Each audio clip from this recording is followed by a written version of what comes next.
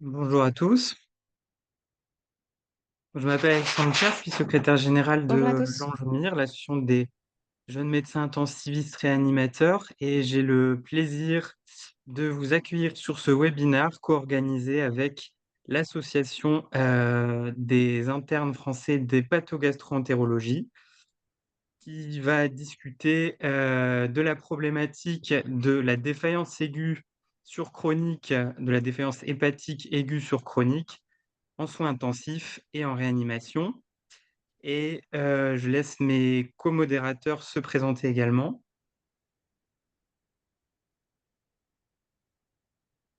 Anaïs. Bonjour à tous. Merci à tous les orateurs d'être avec nous ce soir. Donc moi, Anaïs Curtio, je suis docteur junior à Strasbourg et fais partie de l'Angemir pour l'organisation des webinaires.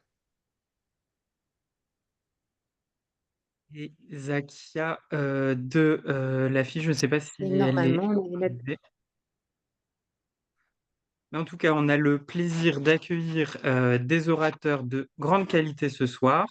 Donc tout d'abord, pour discuter de la cirrhose et réanimation, le dilemme, ce sera le professeur Audrey Colly qui va nous en parler. Puis Clémentine Lévy de Lille va nous présenter un cas clinique.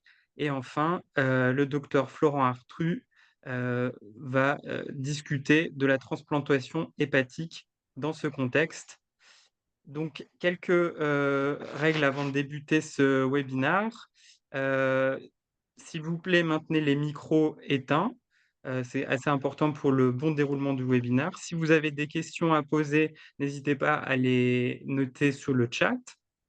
On fera un temps d'échange et de discussion à la Je fin me des permets de te trois couper, Alexandre, on présentations. t'entend très très mal.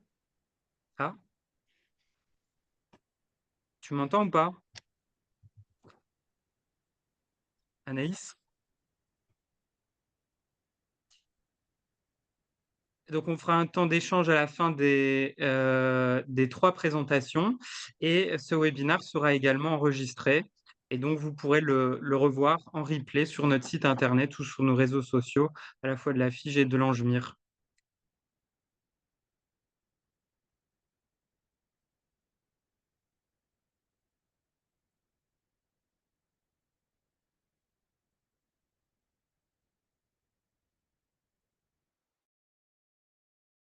Était donc l'animateur a enregistré le, la réunion de ce soir. Donc, nos trois orateurs vont vous présenter les trois topos et on fera une session, on en avait discuté en amont, discussion à la fin des trois topos avec les trois orateurs. La session sera enregistrée et sera rediffusée sur nos sites respectifs de la FIGE et de l'Angemir. Donc, vous pourrez les retrouver à distance pour continuer de vous documenter. Donc, pour le premier topo, on va recevoir professeur Audrey Quali, qui est responsable de l'unité des pathologies et directrice médicale du programme de transplantation à l'hôpital Paul Brousse et qui va nous parler de la cirrhose en réanimation, le dilemme. Merci Audrey d'être présente et je te laisse la parole. Merci beaucoup à vous et félicitations pour cette organisation. Je vois que vous êtes très nombreux à suivre ce webinaire. Est-ce que vous voyez bien mon diaporama? Oui, parfait. Alors, on peut commencer. Donc, la première partie de ce webinaire est consacrée à la cirrhose et à la réanimation. Le dilemme, pourquoi? Parce que vous le savez tous, les cirrhotiques en réanimation n'ont pas forcément bonne réputation et j'espère voilà, vous donner d'abord les bases pour les topos qui vont suivre et puis vous persuader qu'aujourd'hui, en 2024, on ne peut plus refuser de principe un patient cirrhotique en réanimation. Donc, je n'ai pas de conflit d'intérêt par rapport à cette présentation. Alors, tout d'abord, et pour rappeler des bases des pathologies, mais vous le savez tous, on s'intéresse là aujourd'hui à une maladie chronique du foie. Et finalement, quand on parle de maladie chronique du foie, le processus va s'installer sur plusieurs années, entre le moment où le foie est sain et va être agressé, que ce soit sous le fait d'un agent infectieux, une hépatite virale, l'alcool ou la fameuse maladie du foie gras qu'on appelle la MASH maintenant, une cicatrice va s'installer au cours du temps pour donner une hépatite chronique dont le stade ultime est la cirrhose. Aujourd'hui, au-delà de la cirrhose, on sait que ce processus continue et que petit à petit va s'installer une hypertension portale qui va se majorer, une augmentation des prédispositions infectieuses, en particulier la translocation bactérienne, et qui va conduire aux complications de la cirrhose que vous connaissez. Tout d'abord, les saignements, l'acide, mais aussi toutes les autres complications infectieuses et l'infection du liquide acide. C'est un processus qui continue et on a en hépatologie des biomarqueurs pour prédire la survenue de ces événements. Et ce qui est important de noter, c'est que avec le traitement de la cause ou l'arrêt de la cause, en particulier l'alcool, ce processus peut être réversible et ce, quel que soit le stade de la maladie. Donc voilà un petit peu l'histoire naturelle d'un patient cirrhotique quand vous le recevez. L'enjeu, c'est d'arriver à prédire le risque de mortalité de ce patient. À un temps T, il peut avoir un risque modéré. Vous le prenez en charge. Il va avoir un certain nombre de complications. Vous allez pouvoir contrôler, traiter la cause, repasser dans un risque modéré de décès, finalement se réaggraver sous l'effet de facteurs précipitants et parfois avoir un risque très élevé de mortalité, voire le décès, quand vous le prenez en charge en réanimation. Et donc, tout l'enjeu, quand vous prenez un patient en charge en réanimation, c'est de savoir cette histoire en amont, puisqu'elle influence le pronostic des patients. Alors, de quoi parle-t-on? On parle donc de maladies chroniques du foie et finalement, quand on regarde en France, alors l'épidémiologie est assez mal connue, hein. On estime qu'il y a à peu près plus de 10 millions de personnes qui sont exposées aux maladies chroniques du foie. Quand on regarde ceux qui ont une maladie avec une fibrose extensive, voire une cirrhose, c'est probablement moins de 5% de la population et la cirrhose, moins d'1% de la population et ça conduit à environ 17 000 décès par an. Mais vous pouvez le voir, on estime quand même qu'il y a plus de 200 000 patients cirrhotiques qui vivent avec une cirrhose sévère. Alors, quelles sont les causes? Pour finir cette introduction, finalement, là aussi, faute de données épidémiologiques, on ne connaît pas très bien les causes en France et leur évolution. Ce que l'on sait au niveau international, c'est qu'il y a des indications des causes qui déclinent, en particulier les hépatites virales depuis l'avènement des traitements antiviraux. D'abord, l'hépatite B, il y a plus de 15 ans maintenant, et l'hépatite C de façon plus récente. Et puis, des maladies hépatiques qui sont en augmentation, en particulier la fameuse MASH, qui était encore appelée NASH jusqu'il y a peu de temps. Et vous voyez ici les indications de transplantation hépatique en fonction de la cause. La cirrhose alcoolique reste la première cause de transplantation, très loin devant toutes les autres causes de maladies hépatiques. Donc l'alcool est la première cause en France de maladies chroniques du foie. Donc voilà ce que je vous propose d'aborder brièvement ce soir. D'abord, quand vous prenez en charge en réanimation un patient cirrhotique, comment établir le pronostic, quelles sont les particularités de la prise en charge que vous devez retenir, et puis on finira par quelques dilemmes et controverses sur le sujet. Alors tout d'abord, et vous le savez tous certainement, pour évaluer le pronostic d'un patient cirrhotique, vous apprenez ça dès l'externat, on a des outils propres aux maladies hépatiques. Tout d'abord, le fameux score de Child-Pugh, que vous connaissez tous, en fait, a permis depuis maintenant plusieurs décennies de classer les patients en fonction de leur gravité, avec une estimation de la mortalité à 1 an.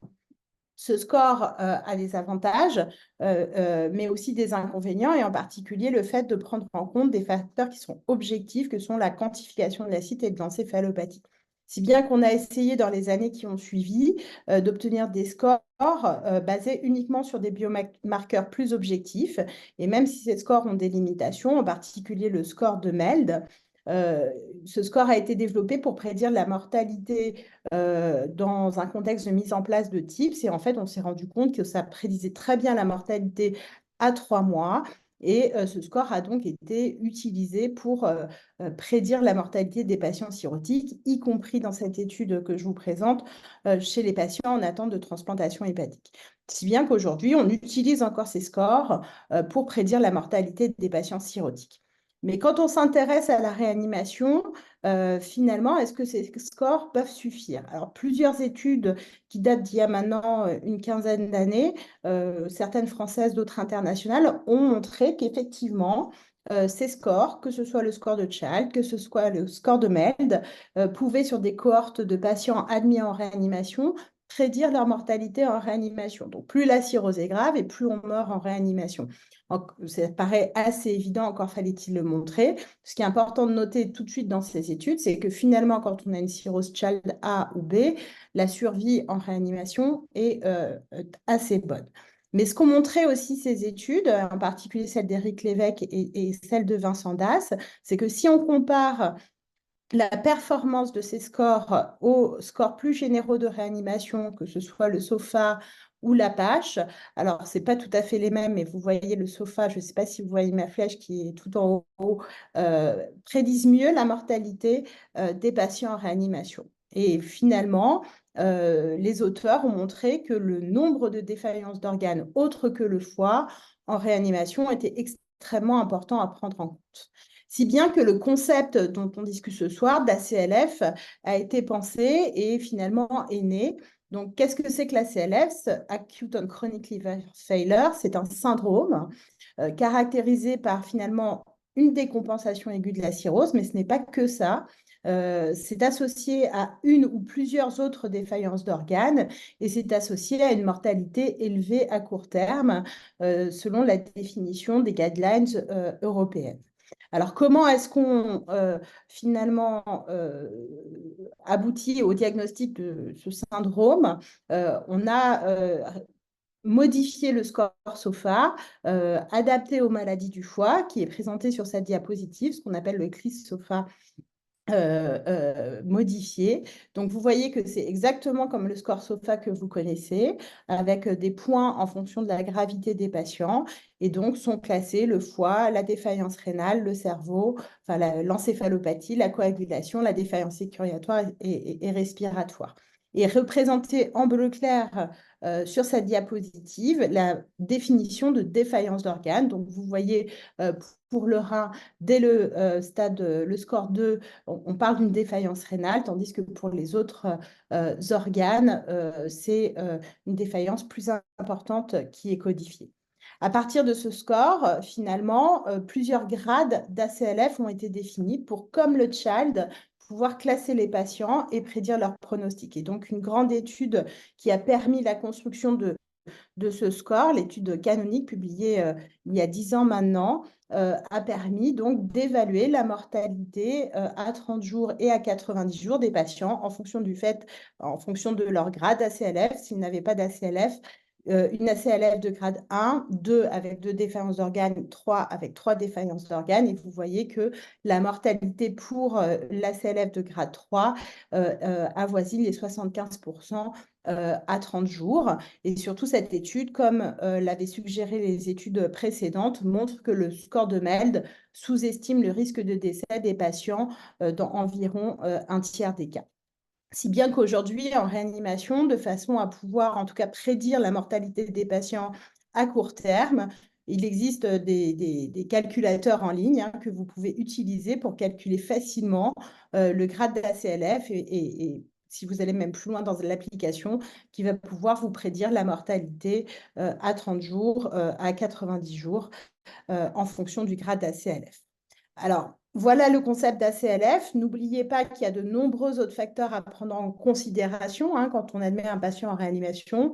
C'est compliqué ce soir d'expliquer toutes les pathologies, mais retenez que tout de même, l'ACLF sert surtout à classer et à prédire et à faire des études bien menées avec des patients qui sont homogènes dans les études, mais qu'au quotidien, face aux patients, d'autres facteurs peuvent être pris en compte. C'est le cas des lactates, c'est le cas de la survenue d'une infection.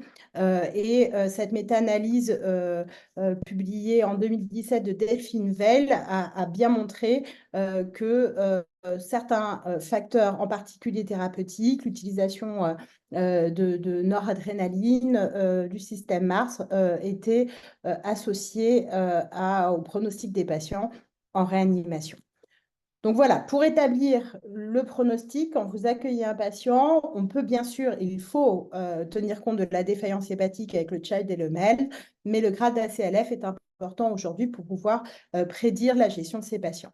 Alors, une fois que vous les prenez en charge, quelques mots sur les particularités de ces patients et comment les prendre en charge de façon optimale. Alors, tout d'abord, sur la ventilation, finalement, il n'y a rien de validé de très spécifique. C'est une ventilation protectrice habituelle. Ce qui a à retenir sur le paramètre de la ventilation, c'est que c'est le facteur pronostic majeur des patients qui ont une ACLF. Plusieurs études montrent très bien que parmi toutes les défaillances d'organes, celle qui est la plus sévère et qui impacte le plus la survie des patients, c'est la défaillance respiratoire. Et dans certains cas, Florent vous en parlera, j'imagine, peut même contre-indiquer en fait la transplantation.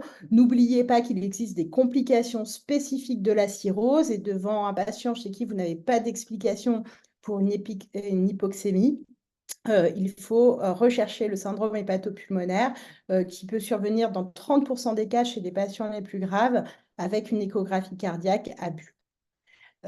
Quid de l'insuffisance rénale aiguë? Finalement, c'est l'autre grande défaillance et la plus fréquente pour les patients qui ont une cirrhose et qui sont en réanimation. N'oubliez jamais que l'insuffisance rénale aiguë, ce n'est pas que du syndrome hépato-rénal. Mais finalement, ce n'est pas tellement le problème. Vous voyez ici résumé les causes d'insuffisance rénale aiguë. Dans la majorité des cas, il s'agit d'un syndrome pré-rénal, dont le syndrome hépato-rénal, mais il y a beaucoup d'autres causes de syndrome pré-rénal en réanimation que vous connaissez aussi bien que moi, en particulier l'hypovolémie. Et finalement, la gestion va être à peu près la même. Il y a aussi les causes qui sont les causes intrarénales, en particulier la nécrose tubulaire aiguë. Et finalement, les facteurs de risque des deux sont assez liés. Donc, devant tout patient cirrhotique en réanimation, éliminer le syndrome pré-rénal avec le remplissage. Effectivement, ce qu'il est recommandé de faire, c'est d'utiliser l'albumine avec la terlipressine. Alors, attention cependant, la terlipressine, quand vous l'utilisez et que le patient n'a qu'une défaillance rénale, il est préférable de l'utiliser de façon continue. Et puis, chez les patients les plus sévères, multidéfaillants d'organes, la terlipressine est mal tolérée. Et souvent, ces patients peuvent être mis sous noradrénaline qui aura le même effet. Donc, c'est une contre-indication relative dans le cadre de la CLF3. Et bien sûr, quand on a une non-réponse à ces traitements, ces patients sont placés sous hémodiafiltration en continu. Pour ce qui est de l'encéphalopathie hépatique, je martèle aussi un message. Toute confusion chez le patient cirrhotique n'est pas de l'encéphalopathie hépatique. Et ces dernières années, alors que ce marqueur était controversé, l'ammoniémie est revenue au centre de notre prise en charge en réanimation. L'ammoniémie, d'abord, nous permet d'exclure l'encéphalopathie hépatique lorsqu'elle est normale et de rechercher une autre cause, soit d'encéphalopathie, soit de facteurs de confusion. Et plusieurs papiers suggèrent également le rôle pronostique de l'ammoniémie. Au-delà de 100 d'ammoniémie, on a déjà un rôle pronostic et ça permet également de suivre la réponse au traitement. Alors, le traitement, c'est vraiment basé en première intention sur le lactulose et en cas de non-réponse ou de persistance, la rifaximine. N'oubliez jamais que les benzodiazépines doivent être évitées chez le patient cirrhotique et que le propofol doit être préféré pour les sédations. Et en cas d'hyperammoniémie et d'encéphalopathie réfractaire, plusieurs études suggèrent l'utilité, là aussi, de l'hémodiafiltration pour améliorer la confusion des patients cirrhotiques. Pour ce qui est de la coagulation, 4 grands messages. D'abord, le premier, c'est que finalement, avec les tests que l'on a, que ce soit le TP, que ce soit l'INR, ce sont des mauvais marqueurs finalement de l'hémostase et de l'état de coagulabilité d'un patient cirrhotique. Mais malgré tout, les autres outils sont peu validés en dehors de chirurgie majeure ou de procédures extrêmement invasives comme les tests de vascoélasticité. Il n'est pas recommandé de corriger de façon systématique ni les plaquettes, ni le TP par perfusion de PFC. La transfusion, c'est un standard maintenant et vous le savez, il faut viser un taux de 7 grammes d'hémoglobine pour ne pas majorer l'hypertension portale et par contre faire la thromboprophylaxie pour tout patient à risque de phlébite ou d'embolie pulmonaire selon les recommandations. Alors, pour la défaillance circulatoire, ce qu'on observe souvent, c'est que finalement, on vise des PAM qui sont parfois très élevés chez les patients cirrhotiques, alors que finalement, ils ont tendance, à cause de la vasodilatation spontanée, d'être hypotendus chroniques. Donc, des PAM à 60 et 65 peuvent être suffisantes pour la perfusion d'organes chez les patients cirrhotiques.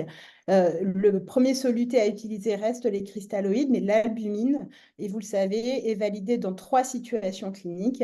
Le syndrome hépatorénal, l'infection du liquide d'acide et la compensation de la ponction d'acide. Donc, ne l'oubliez pas.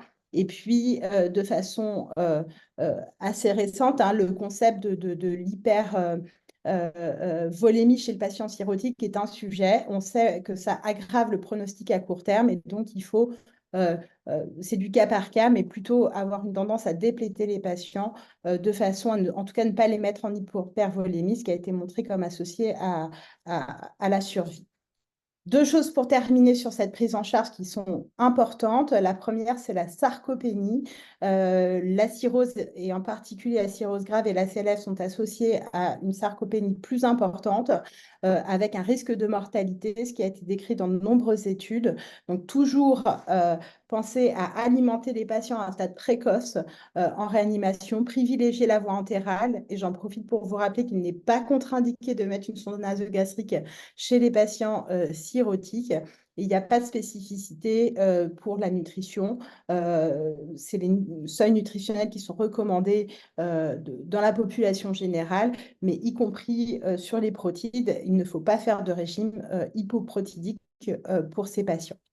Et puis le point crucial et que vous connaissez tous, eh bien, ce sont les infections qui sont la cause et la conséquence de la réanimation. Cause parce que souvent retrouvées dans les facteurs précipitants. Quand on regarde dans des études sur plus de 1000 patients, chez 59% des patients qui entrent en réanimation pour ACLF, il y a une infection bactérienne documentée et plus de 40% vont développer une infection au cours de la réanimation. Et évidemment, plus la réanimation se prolonge, plus les patients sont à risque de développer des infections bactériennes multirésistantes, mais également des candidoses invasives, en particulier en cas de chirurgie abdominale associée et d'aspergillose. Et c'est souvent le cas chez les patients qui reçoivent en particulier des corticoïdes dans le cadre de l'hépatite alcoolique aiguë. Donc, il faut dépister le sepsis à l'admission et bien sûr le traquer tout au long de l'hospitalisation en réanimation, puisque le sepsis impacte aussi la mortalité des patients ayant une ACLF. Alors, juste un petit mot, mais je pense que les autres orateurs vous en reparleront. Quid également de la suppléance hépatique. Finalement, plusieurs procédés ont été développés au cours des dernières années pour essayer de suppléer le foie lorsqu'il dysfonctionne. Retenez qu'aujourd'hui, en dehors de centres experts, il n'est pas clairement validé d'utiliser ces suppléances chez les patients en ACLF. En particulier, le système Mars n'a jamais montré la preuve de son efficacité. Quelques études suggèrent que les échanges plasmatiques à haut volume peuvent être intéressants, mais ça doit rester du domaine d'une expertise et quelques systèmes sont encore en cours d'évaluation. Alors, juste pour terminer brièvement, que retenir? Tout d'abord que chez tout patient que vous accueillez en réanimation, connaître sa gravité avec des scores très simples. Le child, le MELD est important. Si le child est A ou B ou le MELD est bas, il n'y a aucune raison de contre-indiquer la réanimation, surtout pour des épisodes classiques d'encéphalopathie ou de rupture de varices œsophagiennes dont le pronostic est très bon. En cas de cirrhose grave, à MELD ou CHALC, vous l'aurez compris, il faut tenir compte des autres défaillances d'organes. Donc, calculer le grade ACLF. Lorsqu'il n'y a pas ou peu de défaillances d'organes associées, il n'y a aucune raison de contre-indiquer ces patients qui ont quand même globalement une survie qui est bonne avec la gestion des complications. Lorsqu'on est face à une ACLF 3, je dirais que sans comorbidité, et je vais y revenir juste après, il faut admettre ces patients en réanimation et savoir réévaluer la situation. La question qui se pose, c'est pour les patients qui ont des comorbidités majeures et en particulier ceux qui n'ont pas de projet de transplantation, auquel au cas par cas, on peut discuter ou non de l'admission en réanimation. Pourquoi c'est important d'admettre les patients? Parce que finalement, on le sait, maintenant, la dynamique sur les premiers jours de la réanimation est extrêmement importante et les patients vont passer d'un stade 3 d'ACLF à 1 d'ACLF et vont avoir finalement un bon pronostic, alors que ceux qui vont rester à 3 au cours du temps, à 3 puis 7 jours, vont avoir un pronostic effroyable. C'est ce qui a été très bien montré au cours du temps. Donc oui, on va pouvoir poser des limitations, mais pas d'emblée. Il faut d'abord pouvoir faire une réanimation d'exception et réévaluer les patients. Et enfin, pour terminer, n'oubliez jamais que même si les patients s'améliorent et sortent de réanimation, quand on regarde leur survie hospitalière, puis à 3 mois, 6 mois, et certaines études ont regardé jusqu'à 1 an, ces patients continuent de mourir, vont pouvoir être réadmis en réanimation ou mourir à l'hôpital ou d'autres complications de la cirrhose. Donc, un patient qui a été admis en réanimation, c'est toujours quelque chose de grave qu'il va falloir prendre en compte dans le projet du patient parce que la mortalité sur le moyen et le plus long terme est impactée par ce séjour en réanimation. Donc, les 5 points que je souhaiterais que vous reteniez, c'est que tout d'abord, la cirrhose, c'est quelque chose de fréquent, que vous voyez souvent et une cause fréquente d'admission en réanimation, que les scores que vous connaissez depuis longtemps, le CHILD et le MELD, même s'ils ne sont pas les plus performants en réanimation, doivent être pris en compte pour évaluer la gravité des patients, mais finalement, c'est le nombre des autres défaillances d'organes calculées par des scores de SOFA adaptés au foie qui vont permettre de classer les patients et de prédire leur pronostic. Il existe plusieurs points spécifiques de la prise en charge de ces patients et donc le dialogue entre les spécialistes du foie, les hépatologues de vos secteurs et les réanimateurs sont extrêmement importants. Et puis, je terminerai par l'admissibilité en réanimation et la limitation. Ce sont toujours des choses qui doivent être discutées de façon collégiale et au cas par cas pour chaque patient. Je vous remercie. Merci beaucoup pour ce topo très très clair et très très intéressant. Et donc je vais laisser la parole à mes collègues et on discutera à la fin des 3 topos comme initialement prévu. Merci beaucoup Audrey. Merci pour ce topo. Et donc, sans plus tarder, on va mettre en pratique, en œuvre ce topo avec Clémentine Lévy, donc, qui est médecin en réanimation au CHU de Lille et pathogastro de formation et qui va nous présenter un cas clinique. C'est à toi, Clémentine. Merci. Bonjour, j'espère que vous m'entendez, que vous voyez bien l'écran. Donc moi, je vais vous faire part d'un cas qu'on a reçu dans le service du coup il y a quelques mois. Et je vais commencer juste par dire que déjà, c'est des patients qui sont difficiles à prendre en charge, mais c'est probablement des patients qui sont extrêmement faciles aussi à aggraver. Et c'est probablement là-dessus qu'on va se focaliser pour ne pas faire certaines erreurs qui risquent finalement de gréver un petit peu le pronostic de votre malade. Alors, est-ce que ça fonctionne ? Donc moi, j'avais préparé un WooClap pour que vous puissiez un petit peu répondre aux questions et qu'on puisse en rediscuter après. Vous avez le code qui est là, vous aurez le code qui va s'afficher tout au long de la présentation. Donc, c'est un cas où vous êtes de garde, vous êtes appelé d'un centre périphérique du Nord, un centre qui n'a pas de réanimation, pour un patient de 55 ans qui est cirrhotique. Vous avez une vague notion de ponction d'acide itérative, a priori, une dernière ponction qui aurait été faite il y a 2 jours. Et le SMUR est appelé par la femme du patient pour une notion de crise d'épilepsie ou de mouvements anormaux associés à une douleur abdominale qui présenterait depuis la ponction d'acide. Il est transféré vers l'hôpital le plus proche, qui s'avère être un hôpital différent de son hôpital de suivi, raison pour laquelle vous avez peu d'informations. Le motif de transfert, c'est que cet hôpital n'a pas de service de réanimation et donc on vous appelle en tant que centre un petit peu tertiaire de la cirrhose et que le patient a été pris en charge pour une hernie ombilicale étranglée, il sort du bloc. Vous êtes en train de reprendre les informations avec votre interne et finalement vous avez assez peu d'informations. Sur le plan du foie, on ne vous donne aucune information supplémentaire. Vous avez la notion du coup d'une acide peut-être réfractaire, pas de notion de sevrage, pas de score pronostic de la cirrhose. Sur le rein, le patient est décrit comme anurique, il n'a pas bénéficié de remplissage depuis sa prise en charge. Sur le plan neurologique, il a des troubles de conscience préexistants à l'intubation. Quand vous referez l'interrogatoire, vous vous rendrez compte qu'il y a une notion de mouvements anormaux, d'inversion du rythme nictéméral et finalement de confusion sans réelle crise tonico-clonique. Et sur le plan hémodynamique, la description que l'urgentiste vous fait, c'est ce qu'il appelle une tension cirrhotique avec un patient qui est marbré. Donc, tension cirrhotique, vous n'avez pas d'informations finalement plus claires. Vous récupérez un petit peu d'autres informations. Vous vous rendez compte que le patient a bénéficié d'une résection anastomose d'un bout de grêle qui finalement a été nécrotique en un temps sans pose de drain. 7 litres d'acide ont été retirés. Le patient est hors antibiotique. Il a 23% de TP. Il a eu dans ce contexte périopératoire 2 PFC, un culoplaquettaire. Aucun remplissage depuis son arrivée.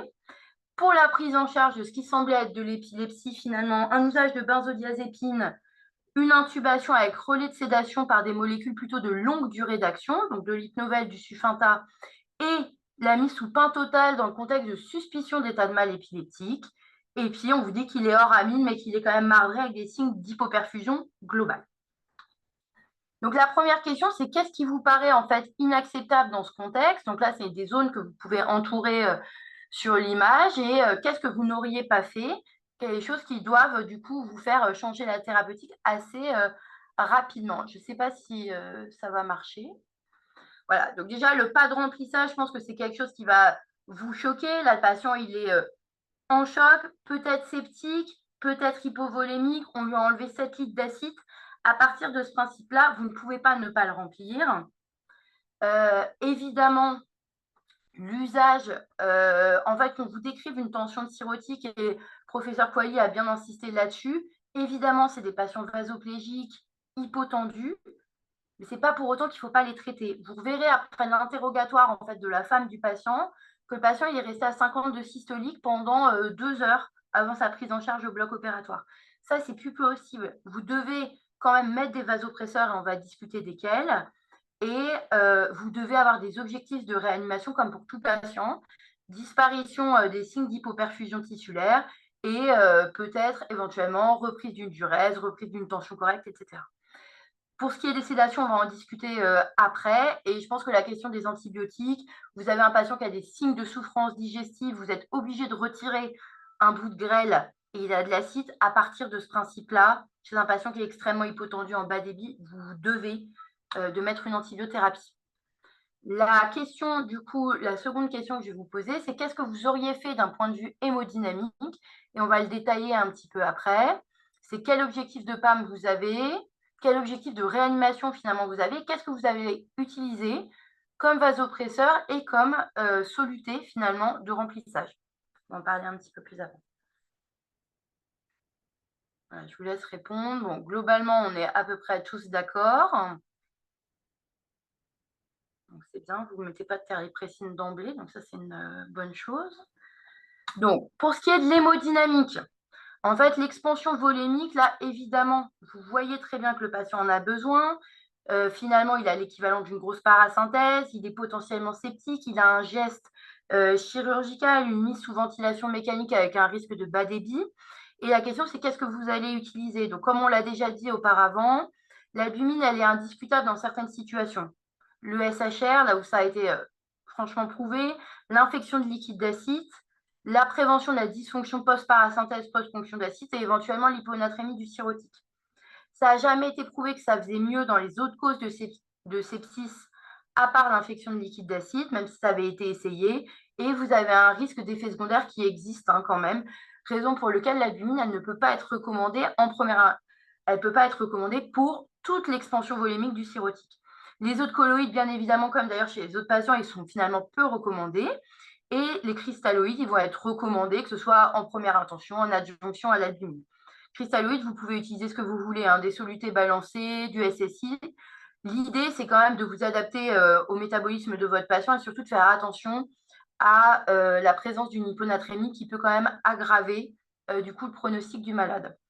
En termes de vasoconstricteurs, on en a déjà un petit peu parlé avant. La terlipressine, c'est finalement le vasopresseur roi dans le syndrome hépatorénal qui finalement concerne assez peu de patients en réanimation. On concerne une partie des patients en réanimation, mais associés à d'autres causes d'insuffisance rénale. Ça ne se conçoit pas sans expansion volémique. C'est un vasoconstricteur splanchnique. Aller finalement resserrer des vaisseaux qui sont complètement vides vous allez majorer le risque d'effets secondaires que vous connaissez bien, hein. L'ischémie digitale, l'ischémie mésentérique, l'hyponatrémie, certains troubles de conduction. Vous allez avoir les effets secondaires sans finalement d'efficacité ou d'efficacité suffisante. La noradrénaline, elle reste la drogue de première intention dans ce contexte.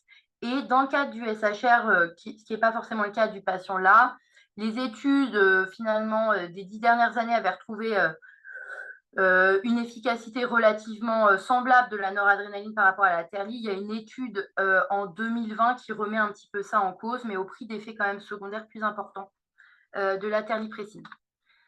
Secondairement, c'est la question de qu'est-ce que vous auriez fait sur le plan neurologique. Si on reprend, le patient, il crise peut-être pas vraiment. Vous avez la notion qu'il y a des mouvements anormaux, qu'il y a de la confusion, qu'il y a des choses qui finalement pourraient vous donner des signes en faveur d'une encéphalopathie hépatique. Et la question, c'est qu'est-ce que vous allez faire dans ce contexte-là. Donc voilà, donc je le tape. Ouais. Finalement, on va en reparler. Sur le plan neurologique, clairement, il faut faire le moins possible. Et je pense que ça, c'est le vrai message. Donc l'ammoniémie, effectivement, qui a un grand intérêt pour savoir si c'est une encéphalopathie ou si c'est une autre cause. On rappelle que l'encéphalopathie, elle peut donner des véritables mouvements anormaux, voire des mouvements épileptiques, mais il faut toujours chercher un diagnostic différentiel. Lors d'un premier épisode, vous ne pouvez pas vous passer d'une imagerie. Je pense que le dosage de l'ammoniémie a clairement sa place. Et après, avant de vous lancer sur des benzos, avant de vous lancer sur des sédations de longue durée d'action, essayez de réfléchir un peu et de ne pas aggraver finalement le pronostic de votre patient. Donc, toute prescription, elle doit être mesurée, comme chez tout patient, mais peut-être encore plus. Et l'idée, c'est chercher le facteur favorisant, bien évidemment, de l'encéphalopathie. Là, c'est assez clair. C'est cette hernie étranglée avec ce bas débit. Et puis surtout, pas l'aggraver. Arrêter les médicaments, donc les IPP, les diurétiques, corriger l'hypovolémie, ne pas mettre de benzo, ne pas vous lâcher sur de la mélatonine, un catapréssant sur un patient un peu agité. Je pense que ça ne sert à rien. Il faut tolérer des fois un certain degré d'agitation. Corriger les désordres métaboliques et notamment l'hyponatrémie, qui est un facteur indépendant d'encéphalopathie hépatique. Et quand vous décidez d'intuber votre patient et de le sédater, partir sur des drogues de durée courte, de l'Ultiva, du diprivant, surtout pas de benzo. Et puis, en cas d'absence de réveil, effectivement, vous inquiétez, mais peut-être penser aussi à des causes médicamenteuses surajoutées. Donc là, vous avez tout, hein, les benzos, le SUF, le pentotal qui a une durée d'élimination extrêmement longue. Donc, vous êtes parti déjà pour un coma probablement assez prolongé, ce qui va gréver le pronostic vu que le patient va devoir rester sous ventilation mécanique plus longtemps et être sujet potentiellement à une décompensation de nouveaux épisodes infectieux. Pour ce qui est de l'encéphalopathie, en réa, on est toujours assez démunis, donc on met du lactulose comme c'est recommandé. Et puis finalement, le patient ne se réveille pas et on finit, comme nous, on le fait très régulièrement, par craquer en mettant du Ticstar. Est-ce que ça fonctionne? Est-ce que ça ne fonctionne pas? Difficile de répondre à cette question. Il y a une étude qui est sortie là récemment qui ajoutait chez des patients qui avaient une encéphalopathie hépatique aiguë, du Ticstar. On est assez déçus chez les patients qui ont une ACLF. Évidemment, la mortalité ne bouge pas et puis surtout, on n'a pas de diminution de la durée des symptômes de l'encéphalopathie, ce qu'on espérait réduire finalement avec l'usage du Ticstar. C'est une question qui n'est pas entièrement répondue pour l'instant. Il y aura besoin d'études potentiellement complémentaires. Votre patient, il arrive au CHU. Bon, vous faites les trucs de base dont vous avez déjà discuté, vous le prélevez, vous lui débutez en urgence des antibiotiques, il arrive dans un état hémodynamique quand même assez précaire, aux alentours de 45 de PAM, marbré de la tête aux pieds, vous le remplissez de manière assez abondante. Vous allez être amené à regarder un petit peu les effets de votre remplissage, le monitorer, mais là, vous savez déjà que vous avez beaucoup de retard. Vous introduisez des amines qui vont être de la noradré en première intention, puis dans ce contexte, dernier ombilical étranglé, opéré par des opérateurs qui n'ont finalement pas l'habitude d'opérer des gens cirrhotiques, dans un contexte ascitique, vous appelez le chirurgien pour discuter éventuellement de la nécessité d'une reprise chirurgicale, de la qualité du geste et de ce qui a pu être fait, et puis aussi du risque de complications qui va quand même jouer beaucoup sur le pronostic. Finalement, vous avez de la chance, le patient évolue pas trop mal. Il est sous TASO, vous faites un scanner à J5 après avis des hépatologues, des chirurgiens. Il n'y a pas de désunion du site opératoire. Le patient a beaucoup d'acide éventuel, évidemment, et puis vous ne le reprenez pas sur le plan chirurgical.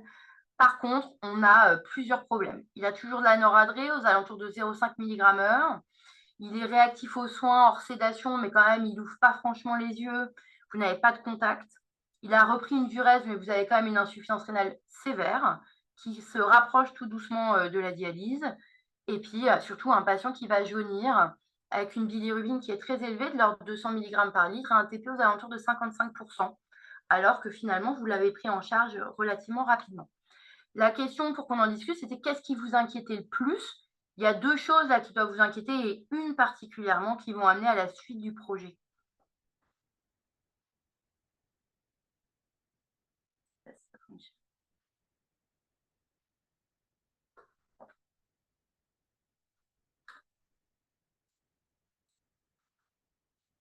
Donc, on va regarder. Donc, ce qu'on peut dire quand même en première intention, c'est que finalement, la noradrénaline à 0,5 mg/h dans un contexte réanimatoire chez un patient cirrhotique intubé, ventilé, finalement, vous êtes assez peu inquiet. Le TP, il se maintient, vous n'avez pas de complications hémorragiques et finalement, ça vous pose quand même assez peu de problèmes avec un niveau de coagulation qui est relativement correct. Puis les 3 autres choses vont vous poser un petit peu problème. Je pense que la chose dont il faut s'inquiéter là, à maintenant J5 de la réanimation initiale, c'est l'ictère avec un foie qui finalement ne reprend pas une fonction correcte, s'aggrave, un patient qui devient de plus en plus jaune, qui ne se réveille pas. Et ça, vous savez qu'il ne va pas se réveiller, parce qu'il a eu énormément de médicaments qui ne vont pas lui permettre de se réveiller. Il est peut-être surdosé aussi en antibiotiques. Il a toutes les raisons d'être encore encéphalopathe et finalement, il est assez proche de son épisode initial. Et puis, la fonction rénale qui, dans ce contexte quand même en réa, et vous le savez, va vous inquiéter avec un pronostic quand même qui s'aggrave et un patient qui présente une ACLF très sévère. Qu'est-ce que vous allez proposer finalement à ce patient jeune qui a comme seul antécédent sa cirrhose et qui avait une acite finalement réfractaire, qui n'avait pas bénéficié encore de l'évaluation à un projet? Bon, voilà, là vous avez la bonne réponse. La question, c'est quand même de discuter la transplantation. En tout cas, d'en discuter avec les pathologues et de commencer à vous poser sur le projet au long terme parce que vous sentez bien que ça va prendre du temps et que ce temps, vous ne l'avez peut-être pas parce que vous entrez dans une fenêtre où il va se réaggraver, se recompliquer, faire un sepsis qui va peut-être le sortir finalement de toute sortie de réanimation. Donc, comment vous discutez avec les pathologues à ce moment-là? Donc, c'est une discussion qu'il faut avoir relativement tôt, discussion qu'il faut savoir répéter au fur et à mesure du temps. Et l'idée, c'est d'arriver avec les bonnes bases de chaque côté pour pouvoir s'entendre.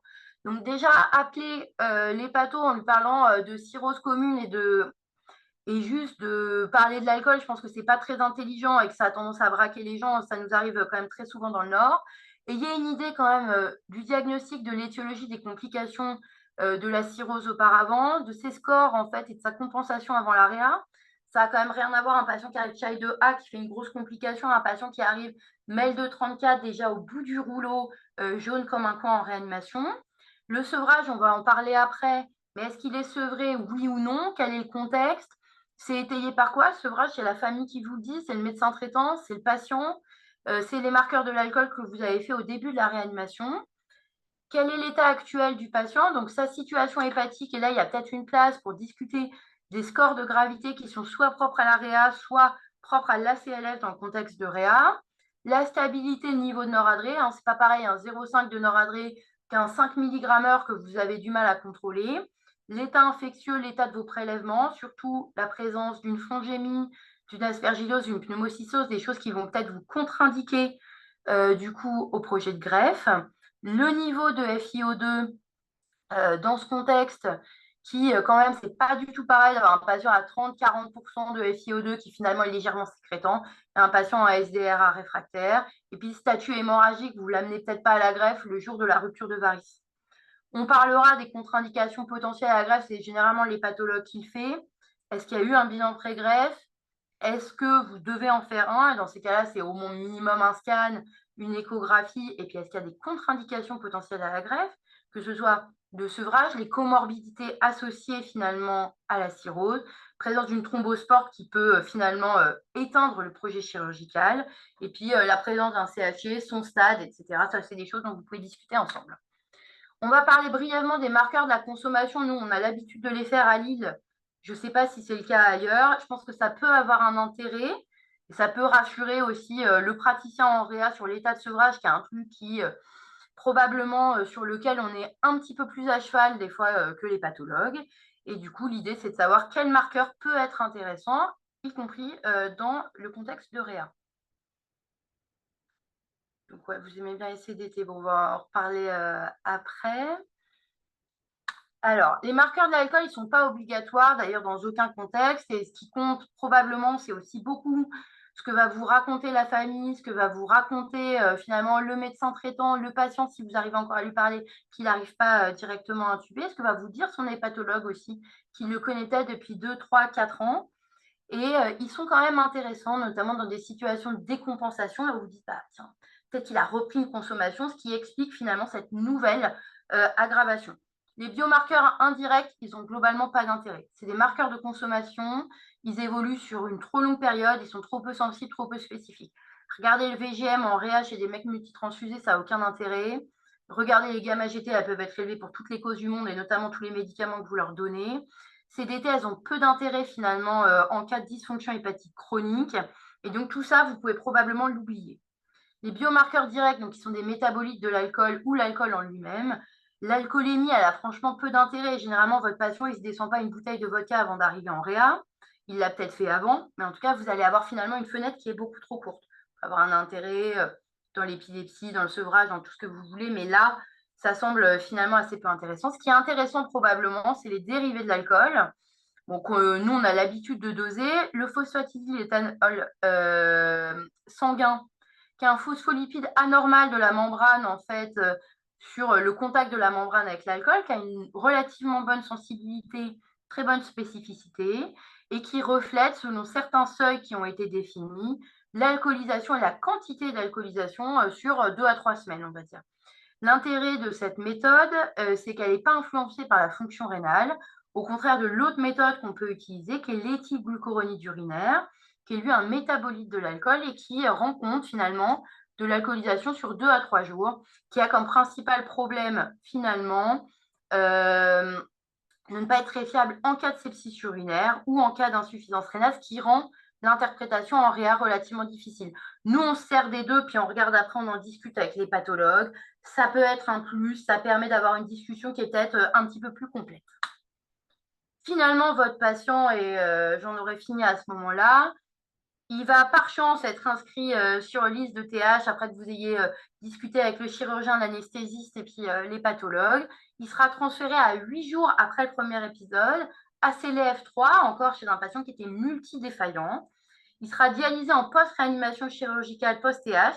Il va faire une éventration, une éviscération. Et puis finalement, à 3 mois de la TH, il s'en sort très bien avec un patient qui est régulièrement vu en hôpital de jour. J'en ai fini. Je vous ai mis une biblio sur certains articles qui me paraissaient intéressants dans ce contexte.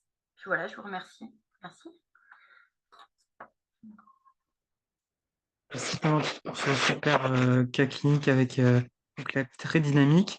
Donc, sans plus tarder, on va accueillir le docteur Artru. Zakia, je te laisse présenter Florent. Oui, bonsoir. Donc, on va enchaîner avec le docteur Artru au CHU de Rennes, qui est pathologue, avec une formation également anglaise, qui travaille beaucoup sur la CLF et la transplantation hépatique, avec un article qui est à peu près intitulé comme ça, qui est paru dans la dernière édition du Lancet of Gastroentérologie. À vous de jouer. Merci beaucoup de l'invitation. Hop, je partage. Vous me dites si c'est bon. C'est OK. C'est OK. Alors, hop, je m'installe là. Et puis, comme ça. Bon, merci beaucoup. Donc, merci pour l'introduction. By the way, Clémentine, puisque du coup, ton cas clinique est particulièrement donc, introduit très bien la problématique là. Et donc, la question, c'est de savoir quand est-ce qu'il faut qu'on pense à la transplantation hépatique pour les patients qui sont admis en réanimation en contexte de défaillance multi-organes. Et ça, c'est la ville de Rennes. Et si vous voulez venir faire un tour pour y travailler ou faire la fête, c'est très sympathique, de jour comme de nuit. Et donc, voilà, je n'ai pas de lien d'intérêt en rapport avec la présentation. Et le contexte, c'est quand même celui qui a été discuté par Audrey et Clémentine, mais je voulais mettre cette étude qui est peu citée, qui est pourtant hyper importante. En fait, on a une amélioration récente, rapide et absolument majeure du pronostic des patients cirrhotiques qui sont admis en soins critiques spécialisés. Et c'est cette étude qui sort du King's et vous voyez qui est assez extraordinaire. En l'absence même de traitement spécifique de cette maladie des patients cirrhotiques en réanimation. Au King's College Hospital de Londres, ils ont observé qu'entre 2000 et 2010, en divisant la cohorte des patients admis en réanimation entre 2000, 2003, 2004, 2007 et 2008, 2010, eh bien, ils observaient qu'à niveau de sévérité qui était le même à l'admission en réanimation, eh bien, vous aviez une amélioration de la survie à 28 jours de 30 points, et ce, en 28 jours et en 10 ans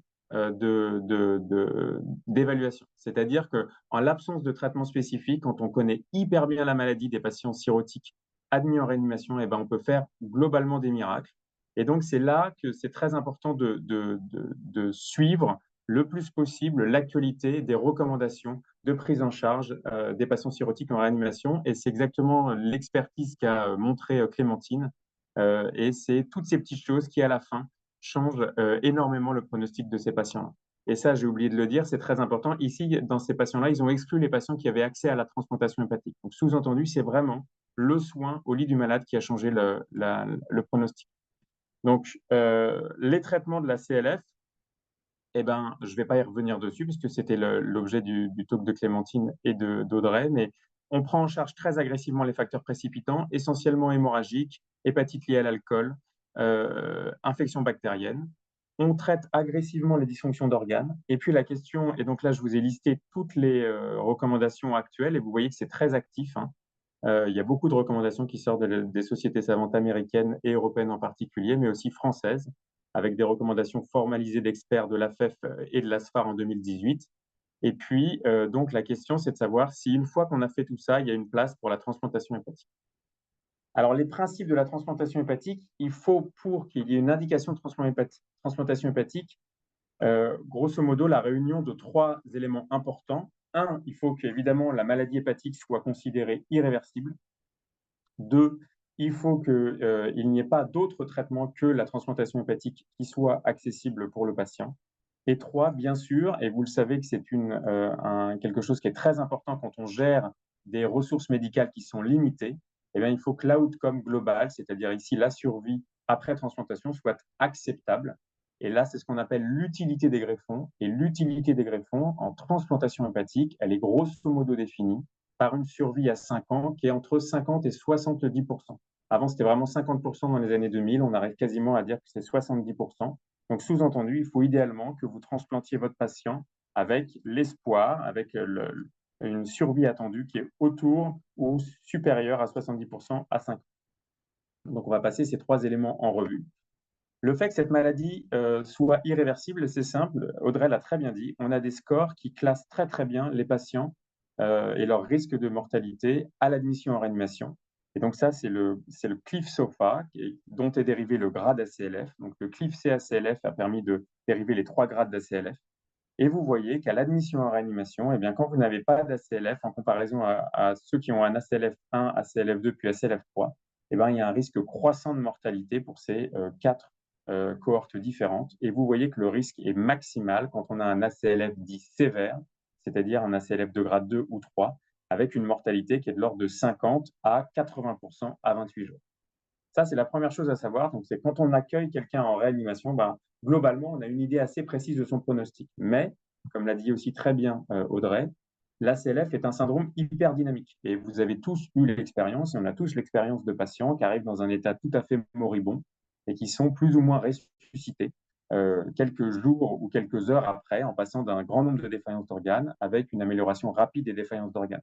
Et donc, le grade ACLF doit être recalculé après quelques jours de réanimation, idéalement entre J3 et J7, on dit, pour apprécier au mieux le risque de mortalité. Et vous voyez ici que quel que soit le grade ACLF à J1, ici c'est grade ACLF 1 à J1, ici ACLF 2 à J1 et ici ACLF 3 à J1, et bien ceux qui ont le moins bon pronostic, ils sont ici en bas, eh ben, c'est toujours ceux qui sont entre J3 et J7, ici en rose ou violet, c'est-à-dire ceux qui sont en grade 2 ou 3 d'ACLF entre J3 et J7, quel que soit le grade ACLF initial.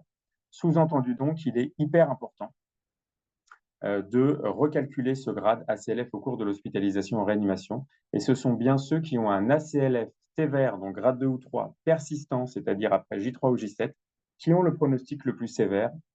Et c'est des patients chez qui le risque de décès est extrêmement élevé, aux alentours de 70, 80, voire plus, à 28 jours. Et donc, on sait chez ces patients-là que quand il y a plus de 4 défaillances d'organes après J3, globalement, il y a un risque de décès d'à peu près 100% sans transplantation hépatique chez ces patients. Donc, ça vous donne une idée. Donc, on a une idée précise de la réversibilité ou pas après quelques jours de réanimation. Il y a quand même des éléments qui peuvent être utiles dès l'admission en réanimation et pas seulement en attendant J3 ou J7 parce que, évidemment, c'est toujours un petit peu compliqué. C'est des jours qui comptent et donc vous avez envie de vous dire est-ce que dès le début, j'aurais pu prédire que ce patient allait très mal évoluer? Ce qu'on sait, grosso modo, c'est que dans les mêmes données du King's, eh bien, vous voyez quand même au King's College à Londres, eh bien, ceux qui ont plus de 4 défaillances au jour de l'admission, eh bien, quand même, leur probabilité de survie globale, elle est de 20% seulement à 28 jours. Et donc, chez ces patients-là, on peut se dire d'emblée qu'ils sont quand même très mal barrés. Et puis, l'autre chose qui est quand même très intéressante et qu'on oublie souvent, c'est que l'indication de transfert en réanimation, c'est extrêmement impactant sur le pronostic. Et en particulier, ce n'est pas la même chose de rentrer pour un ARDS, un choc septique, que quand vous rentrez sur une défaillance hémodynamique, sur un choc hémorragique pour une hémorragie digestive, sur hypertension portable. Et c'est à nouveau ce papier qui est très important et qui vous remet un petit peu l'église au centre du village en vous disant, globalement, si vous admettez votre patient sur une hémorragie digestive, eh ben, il a quand même un pronostic qui est bien meilleur que celui qui vient pour les autres causes d'admission en réanimation. Donc ça, c'est la première chose. La deuxième chose, c'est est-ce qu'il y a un autre traitement disponible? Eh ben, il n'y a pas d'autre traitement disponible, ça vous le savez bien. Le champ d'investigation est important. Il y a beaucoup d'efforts qui sont faits pour essayer justement de développer des thérapeutiques dans ce champ, dans ce syndrome. Mais pour l'instant, on n'a pas d'autres traitements qui permettent d'être aussi efficaces que la transplantation hépatique. Grosso modo, les traitements les plus avancés, c'est en effet les supports hépatiques extracorporels, et parmi lesquels, enfin les deux qui semblent être le plus actuellement sexy, c'est-à-dire accessible dans un délai assez court, et sur le plan scientifique qui donne le plus de preuves solides, ce sont en effet les échanges plasmatiques avec un énorme essai de phase 3 qui s'appelle Apache et donc qui est actuellement en développement de manière multicentrique au niveau européen avec plus de 250 patients inclus. Et donc, leur objectif final était d'avoir un échantillon d'à peu près 300-350 patients. Et donc, on devrait avoir une clôture bientôt de cet essai et donc des résultats préliminaires présentés dans l'année ou dans les 2 ans, avec l'idée d'inclure des patients qui étaient quand même de différents grades de sévérité, ou bien en bridge to transplantation, ou bien pour essayer d'améliorer donc la réversibilité du syndrome. Donc, les inclusions étaient quand même assez larges et on espère que ça ne va pas polluer le message définitif. Le deuxième device qui est en cours de développement, c'est un device qui s'appelle DiaLive, qui est donc constitué essentiellement de 2 colonnes d'épuration, une pour épurer l'albumine dysfonctionnelle et l'autre vraiment pour faire de l'épuration de PAMS et de DAMS, en disant des éléments qui sont vraiment extrêmement pro-inflammatoires. Et donc, il y a une étude de phase 2 qui a été publiée dans Journal of Hepatology l'an dernier et qui montrait quand même assez élégamment sur un nombre restreint de patients, parce que c'est une phase 2, que quand même on avait des améliorations sur des surrogate marqueurs qui étaient associés à la mortalité, en particulier pas mal d'éléments en rapport avec la diminution de l'inflammation systémique, etc. Mais l'attitude actuelle, globalement, pour les patients qui ont une ACLF sévère persistante, ce n'est pas vraiment d'essayer de faire de la recovery et de faire revenir un patient qui est vraiment en train de mourir, c'est plutôt d'essayer d'optimiser l'accès à la transplantation, ce qu'on appelle en anglais bridge to transplantation. Et donc, la question, une fois qu'on a discuté ces 2 éléments-là, c'est de savoir si ces patients, ils ont une évolution qui est favorable après transplantation. Et en fait, on n'avait pas énormément d'idées de cette situation-là. Il y avait une étude qui était rétrospective, qui était issue de Canonic, dont a parlé Audrey, qui avait été publiée, mais seulement sur 20 malades qui réunissaient des ACLF 2 et 3. et qui présentait à peu près ces résultats-là. Nous, on a confirmé donc avec Paul Brousse, Lille et puis Montpellier sur une étude rétrospective que, en effet, quand les patients étaient en ACLF3, c'est-à-dire au moins 3 ou plus défaillances d'organes, au jour de la greffe et qu'ils étaient extrêmement sélectionnés, on va y revenir, eh bien, vous voyez qu'on obtenait une survie après transplantation qui était bonne à 1 an, qui était de l'ordre de 84%, et que, évidemment, elle était bien meilleure que celle de patients qui étaient associés, qui étaient matchés sur des critères d'âge, de sexe et de gravité à l'entrée en réanimation à des patients qui n'étaient jamais transplantés. Donc ça, c'était la preuve de concept.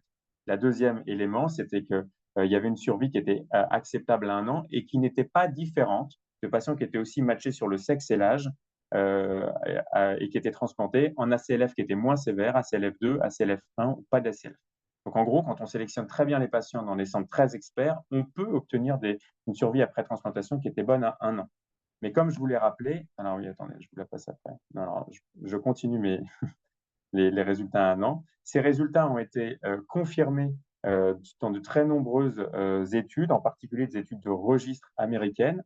Et là, vous voyez ici que dans les études de registre américaines, alors nous, on avait 73 patients ACLF3.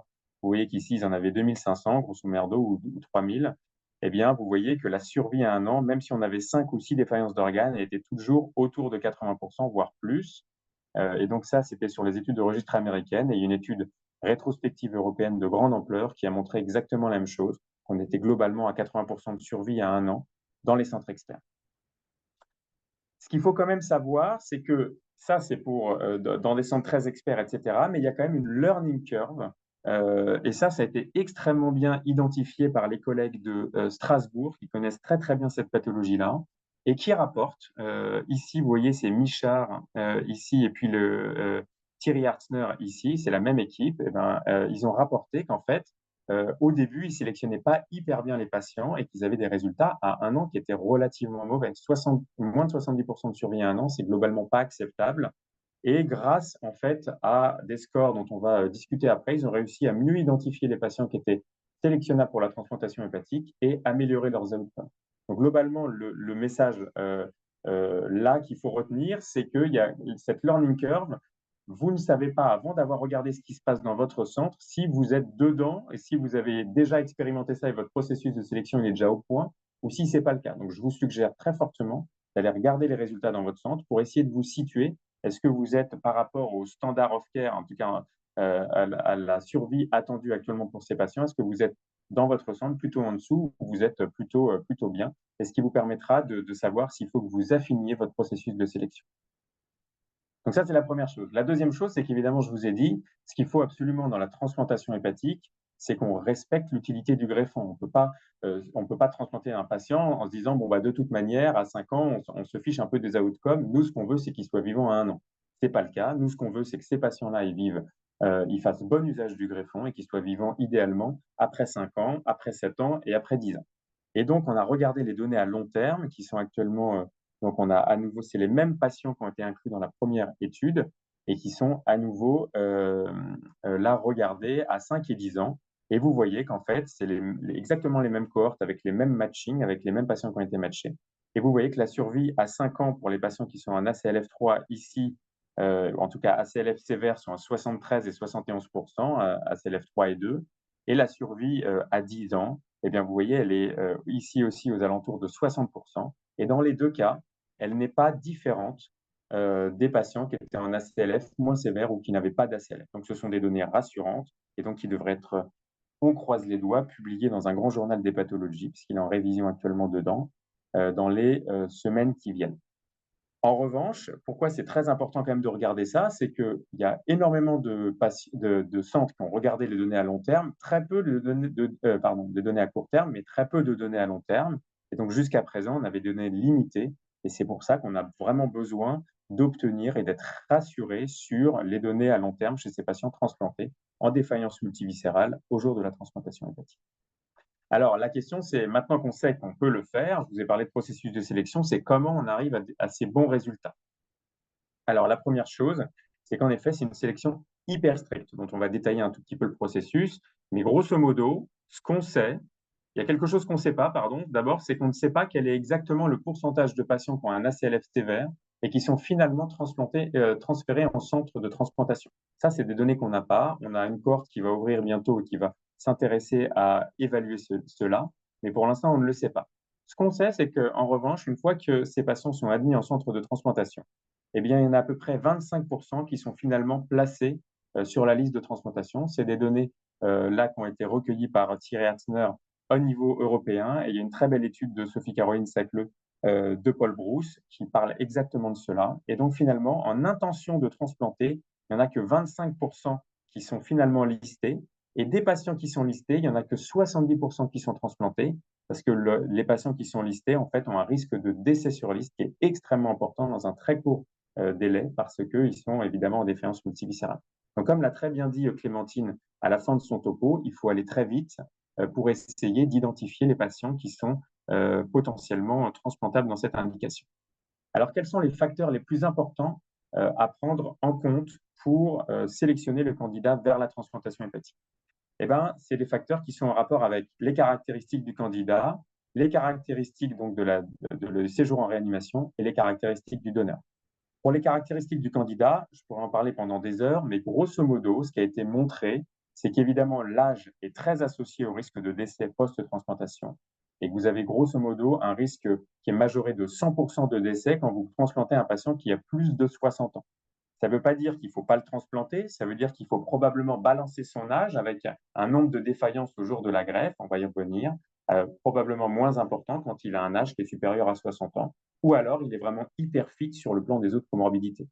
Les autres caractéristiques, c'est le diabète, l'obésité, les différentes comorbidités évaluées par un score qui évalue l'accumulation des comorbidités, que je trouve extrêmement intéressant, qui est le Charlson Comorbidity Index, qui est un score extrêmement redoutable dans toutes les pathologies, pas seulement les pathologiques, en oncologie, etc. Vous pouvez faire le Charlson partout, ça fonctionne très bien.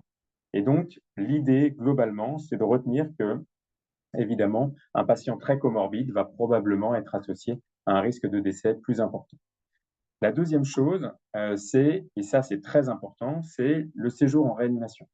C'est pas la même chose de transplanter un patient qui est en train de se casser la gueule sur le plan des défaillances, et en particulier sur le plan hémodynamique ou sur le plan respiratoire, qu'un patient qui est parfaitement stable, voire en amélioration, voire par exemple, qui est arrivé, qui était intubé, qui avait en tout cas un ALI ou un ARDS, ce que vous voulez, mais qui s'est amélioré, que vous avez pu extuber. Ça, c'est un signe extrêmement favorable pour aller plutôt vers la transplantation.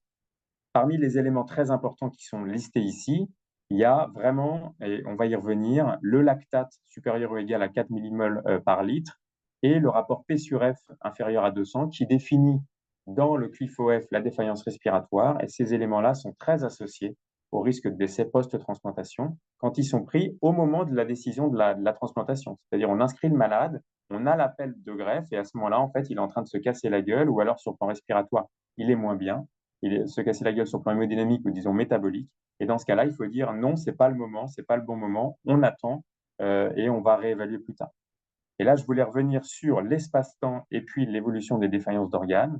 L'espace-temps, pourquoi? C'est hyper important parce qu'évidemment, la première chose, c'est que votre patient, il a un très haut risque de décès dans les quelques jours qui suivent l'inscription sur liste. Hein. Et c'est pour ça qu'on dit en anglais, on parle du one-shot refill. En gros, vous avez très peu de temps pour faire accéder votre patient à la transplantation. Et vous voyez dans cette étude très intéressante que les patients qui avaient un ACLF3, ils ont un risque de mortalité à court terme et sur liste qui est plus important que les patients qui sont listés en hépatite fulminante. Et donc, c'est vous dire la gravité de la situation. Donc, la question, c'est est-ce que, ils disent en anglais, the earlier, the better. Et en fait, ce n'est pas tout à fait le cas parce qu'il faut quand même faire attention à l'évolution des défaillances d'organes. Donc, il faut essayer d'aller très vite, mais pour autant, il ne faut pas aller greffer le patient quand il est en train vraiment de se casser la gueule sur ses défaillances d'organes, que vous ne les contrôlez pas, et qu'à ce moment-là, le bloc opératoire va être rendu extrêmement compliqué, et les suites post-op risquent d'être très compliquées, de mener à un décès précoce. Et donc ça a été très bien montré dans cette étude qui était relativement preuve de concept. Et vous voyez en bleu, les patients qui avaient des stabilisations d'organes avant la greffe, finalement évoluaient très bien. Et ceux qui étaient en train de se casser la gueule au moment de la greffe, en revanche, eux avaient, vous voyez, une survie à 3 mois qui était de l'ordre de 60%. Donc ça, c'est vraiment des messages qui sont très importants pour la sélection des patients. Et puis concernant le donneur, alors très probablement, évidemment, quand vous avez un donneur d'excellente qualité, votre patient, disons qu'il a beaucoup de bol. Le truc, c'est qu'en France, en réalité, on n'a pas tellement le choix d'attendre le bon greffon pour le bon patient. On peut en rediscuter lors de la discussion, mais c'est très rare qu'on ait vraiment le choix de le faire. Et donc, en fait, ce qu'on fait la plupart du temps, c'est qu'on prend un donneur OK et puis on voit ce qui se passe. Dans notre expérience et sur l'expérience tricentrique avec Paul Brousse, Lille et Montpellier, eh ben, la qualité des donneurs n'était pas meilleure chez les patients qui étaient transplantés en ACLF3. Sous-entendu, on ne sursélectionne pas les greffons pour ces patients-là, et pour autant, on a quand même des bons outcomes. Et donc là, il y a quand même des scores qui sont disponibles et que, idéalement, qui vont vous aider dans la prise en charge de ces malades-là. Le premier score, c'est le UCLA Futility Risk Score, qui a été développé en Californie, validé par des Suisses, et qui, je trouve, est extrêmement intéressant. Pourquoi? Parce que c'est le seul qui vraiment donne beaucoup de poids aux comorbidités. Et en particulier, vous voyez qu'il prend en compte le MELD, la présence d'un choc septique avant greffe, mais aussi le risque cardiaque qui est évalué de différentes manières, risque coronaropathie avancée, valvulopathie, etc. Et puis le Charlson Comorbidity Index ajusté à l'âge. Et ça, c'est très associé au risque de décès. Donc ça, c'était avant l'ère ACLF. Donc ça a été validé dans une cohorte de patients qui avaient un MELD supérieur ou égal à 40. Donc globalement, nos patients ACLF. Mais c'est vraiment un score très intéressant. Et puis, il y a deux scores, le TAM et le SAL, qui ont été vraiment détaillés pour les patients qui ont un ACLF, et en particulier un ACLF3. Et donc, ça, c'est le score TAM qui a été développé par les collègues strasbourgeois et validé sur le plan européen, qui est très intéressant et qui regroupe 4 variables qui étaient indépendantes, prédictives indépendantes de mortalité. Et vous voyez, c'est une variable d'âge avec un seuil assez bas, vous voyez 53 ans, donc c'est vraiment strict. Et puis des variables associées à l'évolution en réanimation, le lactate artériel, la défaillance respiratoire et le taux de leucocytes. Autant pour moi, le lactate artériel, c'est dans l'autre sens. Vous avez un point s'il est supérieur à 4. En revanche, le taux de leucocytes, quand il est inférieur à 10 gigas, sous-entendu exprimant une immunodépression, eh bien, était associé, vous voyez, à un risque de mortalité post-greffe très important. Donc ça, c'est le score TAM. Et le dernier qui est sorti l'an dernier sur une cohorte nord-américaine de plus de 500 malades en ACLF 2 et 3, donc pas spécifiquement pour les patients qui ont vraiment plus de 3 défaillances, 3 défaillances ou plus au jour de la greffe. Eh bien, vous voyez que c'était l'âge supérieur à 50 ans, la présence d'un diabète et le BMI. Et ça, c'est donc des variables qui sont spécifiques du malade, qu'on ne peut plus bouger, et qui sont, vous voyez, balancées de l'autre côté avec la sévérité du malade au cours de la réanimation. Donc, la présence, donc les patients sous inotropes, 1 ou 2, ils utilisent souvent de la vasopressine en Amérique du Nord, et puis la présence d'une défaillance respiratoire. Alors ça, c'est très bien sur les papiers initiaux. Mais après, quand on regarde et qu'on essaye de valider, on l'a fait avec Sébastien Lermite, avec qui on bosse de près ici sur la tentative de validation des scores. Et donc, on a essayé de valider ces scores sur une cohorte multicentrique qui fait 7 centres avec plus de 230 patients. Eh bien, vous voyez que c'est pas ouf en termes de prédiction pronostique de survie post-greffe, avec des EUROC pour le SALT et le TAM qui sont à 0,63. Et donc, vous pouvez vous dire, dis donc, ce n'est pas extrêmement discriminant. Mais quand on regarde de plus près et qu'on trie un petit peu mieux les malades sur la base justement de seuils élevés pour dire finalement les patients vont tous plutôt bien faire et il n'y en a que très peu qui vont se casser la gueule, et bien quand même ces scores sont utiles. Et quand on regarde typiquement la valeur, vous voyez ici exprimée sur ces courbes de Kaplan-Meier, d'un seuil de 2 du TAM, et ben vous êtes quand même pas mal pour détailler les patients qui finalement sont à haut risque ou faible risque de décès après la greffe. Et c'est pareil pour le SALT.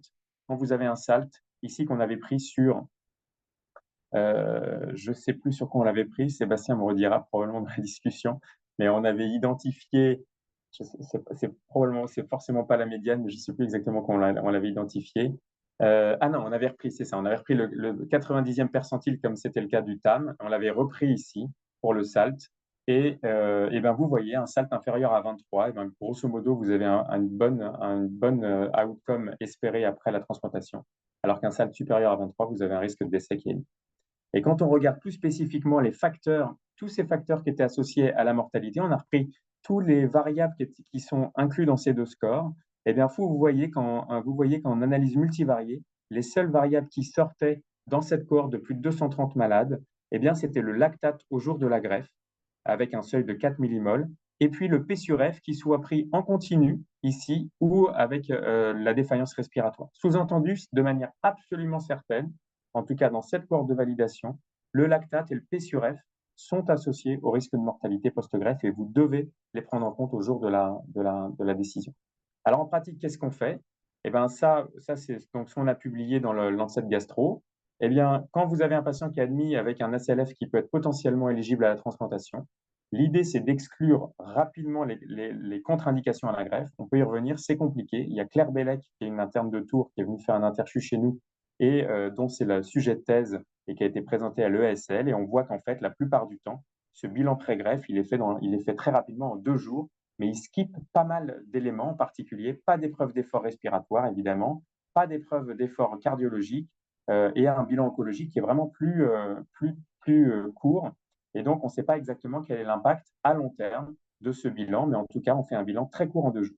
Et puis, évidemment, il faut prendre en compte les facteurs qui sont potentiellement associés à un risque plus important de décès à court et long terme. Et en fait, il y a des seuils qui sont quand même pas mal définis, qui définissent des risques très importants, probablement pour les patients qui ont plus de 65 ans, en tout cas pour lesquels on a très peu de données.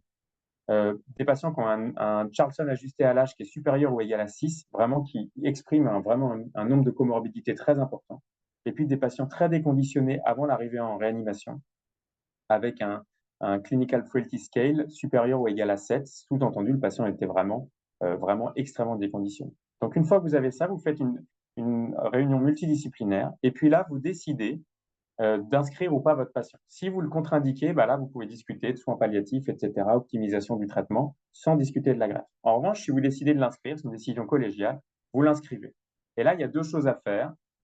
Définir une stratégie d'acceptation des greffons. Ça, c'est en France, je vous ai dit, la plupart du temps, on les accepte, même si on peut toujours en discuter. Mais en revanche, c'est surtout ce qui est très important, c'est définir la fenêtre de transplantation à l'échelle du malade. Je vous ai bien dit qu'il y avait une balance entre les comorbidités et le séjour en réanimation. Pour un patient qui est extrêmement comorbide, il vaut mieux que le séjour en réanimation soit extrêmement bien, extrêmement favorable avant la greffe. Et inversement, un patient qui est très peu comorbide, peut-être qu'on peut se permettre de pousser un tout petit peu les limites des défaillances au jour de la greffe. Pour ça, n'hésitez pas à utiliser les scores qui sont actuellement disponibles. Ça peut tout à fait aider dans le processus décisionnel. Ce qui est certain, c'est qu'au jour de la greffe, ça, c'est reconnu comme étant une contre-indication formelle. Il ne faut pas transplanter un patient ayant un sepsis incontrôlé dans cette situation. Et puis, une fois que vous êtes là, vous avez un appel pour vous dire « j'ai un organe ». Et dans ce cas-là, il y a 3 situations. Soit votre patient est en train d'améliorer les défaillances d'organes et vous êtes dans un espace-temps de 7 à 15 jours dont on sait que c'est le bon espace-temps. Dans ce cas-là, c'est plutôt feu vert et il faut y aller. Ensuite, vous avez une situation qui est orange ou rouge, où là, ça fait plus de 15 jours que votre patient est en réa et en plus, il est en train de se casser la gueule. Même s'il était initialement éligible à la greffe, probablement l'espace-temps est trop loin, on a loupé la fenêtre. Et puis après, il y a des situations intermédiaires où vous avez soit l'espace-temps qui est le bon et les défaillances d'organes qui s'aggravent, soit l'espace-temps qui est un peu tard, mais les défaillances d'organes qui s'améliorent. Et donc finalement, votre scénario clinique, c'est celui-là. Et donc votre patient, avant de rentrer en réanimation, il est ici, il a sa fonction hépatique qui n'allait pas si mal, et puis là, il fait une infection bactérienne, une infection de liquide d'acide, par exemple, ou un autre événement précipitant, et puis il se retrouve en réa. Là, vous appliquez le bundle of care, et malgré ça, le risque, et on le connaît tous, de ces patients-là, c'est qu'ils font un ACLF sévère persistant, ils refont un événement compliquant, et ils risquent de mourir. Et dans ce cas-là, en fait, c'est ça qu'on sait maintenant, c'est qu'au milieu de ce parcours, il y a des périodes où il ne faut pas greffer le malade. Et vous allez avoir des fenêtres qui s'appellent des fenêtres de transplantation. Il va falloir essayer d'optimiser le malade pour essayer de le greffer dans cette fenêtre, avoir fait le bilan pré-greffe, etc.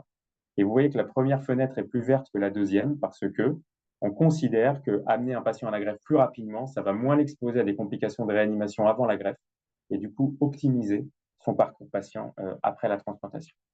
Et puis, il y a quand même le scénario 2 qui a été évoqué par Audrey et qui est hyper important quand même de maintenir, de se rappeler. C'est que de plus en plus, on arrive à sortir les patients de réa parce qu'on fait de plus en plus de la réanimation spécialisée, comme le fait le King's, comme vous l'avez vu. On applique le bundle of care, on sort le malade de réa. Et là, c'est exactement ce que dit Audrey. Qu'est-ce qu'il faut faire? Eh bien, en fait, faut savoir quelle est leur probabilité de rencontrer un nouvel événement. Et bien, en fait, ces patients-là, ils sont très à risque de décès à 1 an. Ils ont une probabilité de survie qui est de 20 à 65%. Sous-entendu, ils ont 40 à 80% de risque de décès à 1 an. Et on a des données extrêmement récentes là, dans un JE Pathol qui est paru le mois dernier et qui confirme exactement cela. Donc là, si vous n'êtes pas un centre de greffe, il faut appeler le centre de greffe et dire j'ai un patient qui sort de réa, il va plutôt bien, etc., mais on sait qu'il est à risque, est-ce que vous pouvez le voir? Et ça, c'est très important que vous puissiez faire ça. Donc en conclusion, l'ACLF est une complication fréquente de la cirrhose et associée à un très mauvais pronostic sans transplantation. L'indication de greffe, elle repose sur l'identification des patients à faible risque, à risque faible ou nul de récupération. Ça, c'est fait grâce à des très bons scores qu'on a et qu'on applique entre J3 et J7. L'absence d'alternatives thérapeutiques, on le sait, il n'y en a pas pour l'instant. Et les résultats acceptables de l'ATH à court et long terme, je vous les montre. La sélection des patients vers l'ATH est et doit rester absolument drastique. Elle repose essentiellement sur des critères liés aux patients avec les comorbidités et puis des critères en lien avec le séjour de réanimation et en particulier le délai court d'accès à la transplantation. La décision des candidats et du timing de la transplantation doit être multidisciplinaire, hépatologue, réanimateur, chirurgien, anesthésiste, car complexe et impactante pour le patient, mais aussi pour ceux en attente de liste. Si vous vous voterez, le patient meurt avec son greffon, et évidemment, ça aura impacté des patients sur la liste. Le processus décisionnel doit être guidé par l'expertise du centre et peut être aidé par des scores spécifiques dont je vous ai parlé et qui nécessitent probablement d'être améliorés, et on y travaille avec les collègues. Je vous remercie de votre attention et voilà. Et je vous présente juste le groupe qu'on a créé à Rennes qui s'appelle le RELIF et qui s'intéresse aux maladies graves du foie. Il ne faut pas hésiter, si vous êtes intéressé par la thématique, à aller dans des centres experts à Paul-Brousse, à Lille, à Montpellier et à Rennes pour venir voilà, apprendre un petit peu plus auprès des collègues qui travaillent avec ces patients. Merci de votre attention. Merci beaucoup, Florent, pour ce topo extrêmement précis, très très complet, énormément de choses. Alors, je vous propose de poser vos questions aux orateurs directement dans le chat.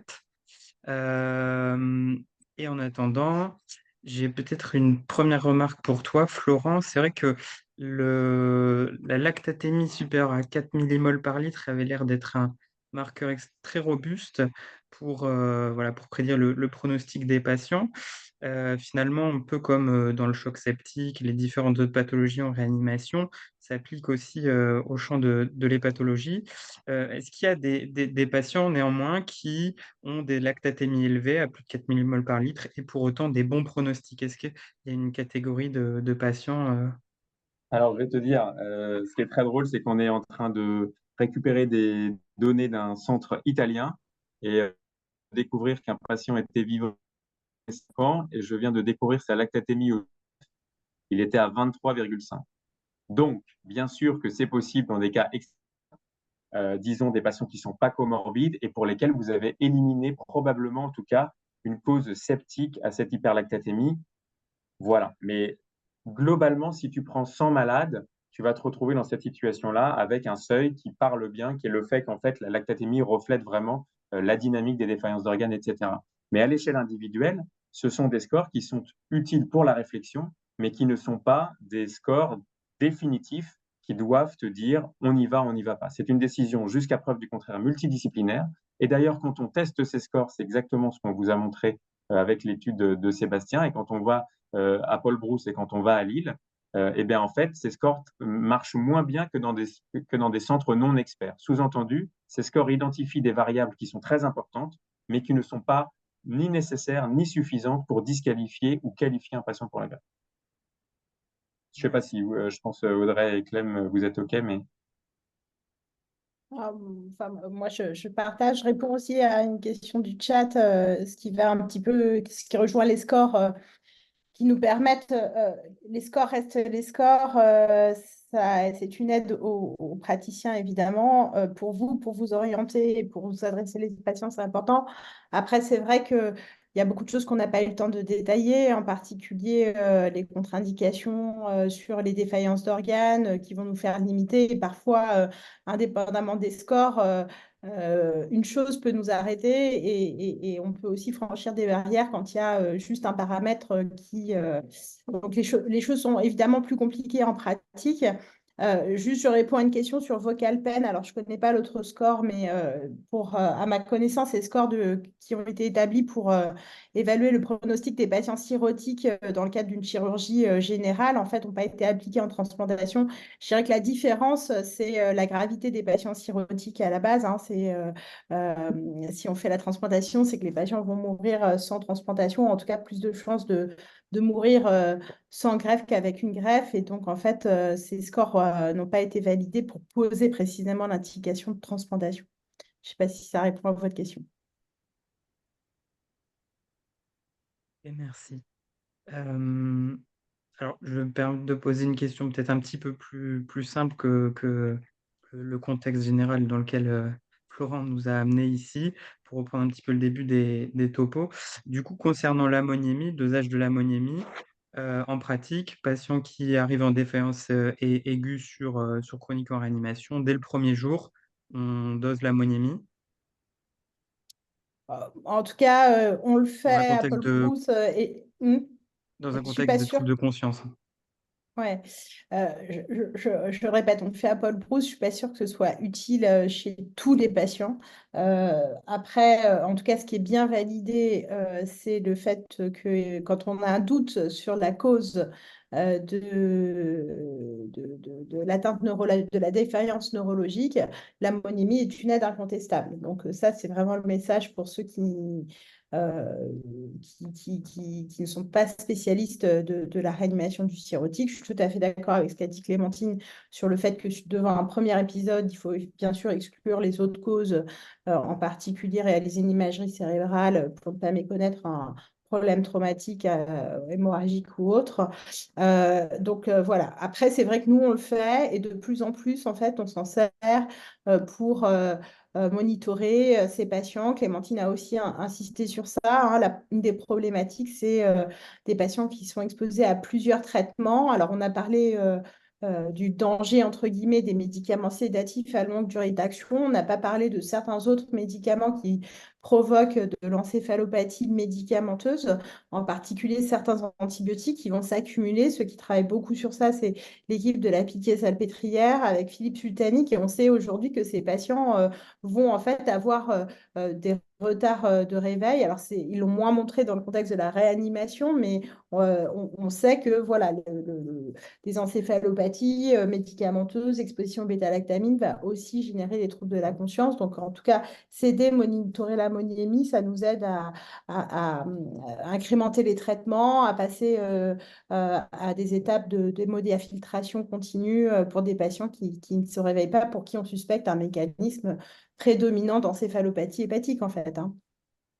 Je ne sais pas comment vous gérez à Lille ou à Ouais, nous, on a Rennes. tendance à le faire aussi, que ce soit en gastro, en fait, sur des épisodes aigus aux soins intensifs ou en réanimation. On a l'ammonémie facile. En plus, on a des facilités d'acheminement au laboratoire, de le faire sur glace, etc., de le faire dans des bonnes conditions, on va dire.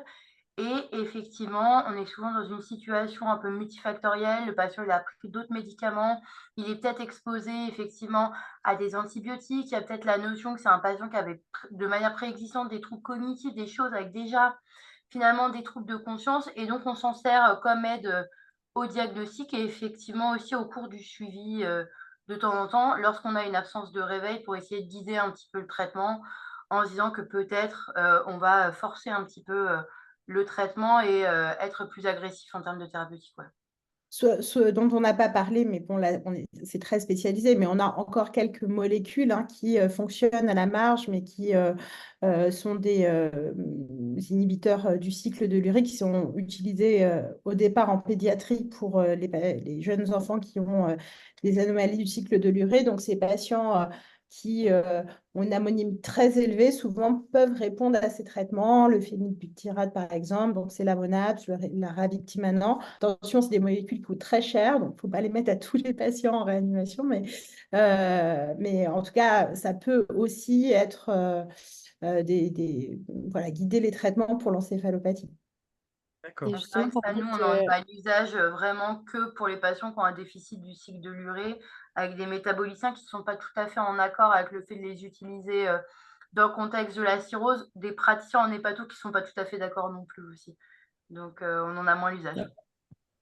Mais on n'a pas de Lola. alors que le niveau de preuve est pas mal. Ouais. Et en France, on l'a pas. Par exemple, au King's, Oliver ITU, il l'utilise en posturing pour des encéphalopathies réfractaires, alors que tu l'as bien dit, Clem, mais le niveau de preuve de la rifaximin dans cette indication est nul.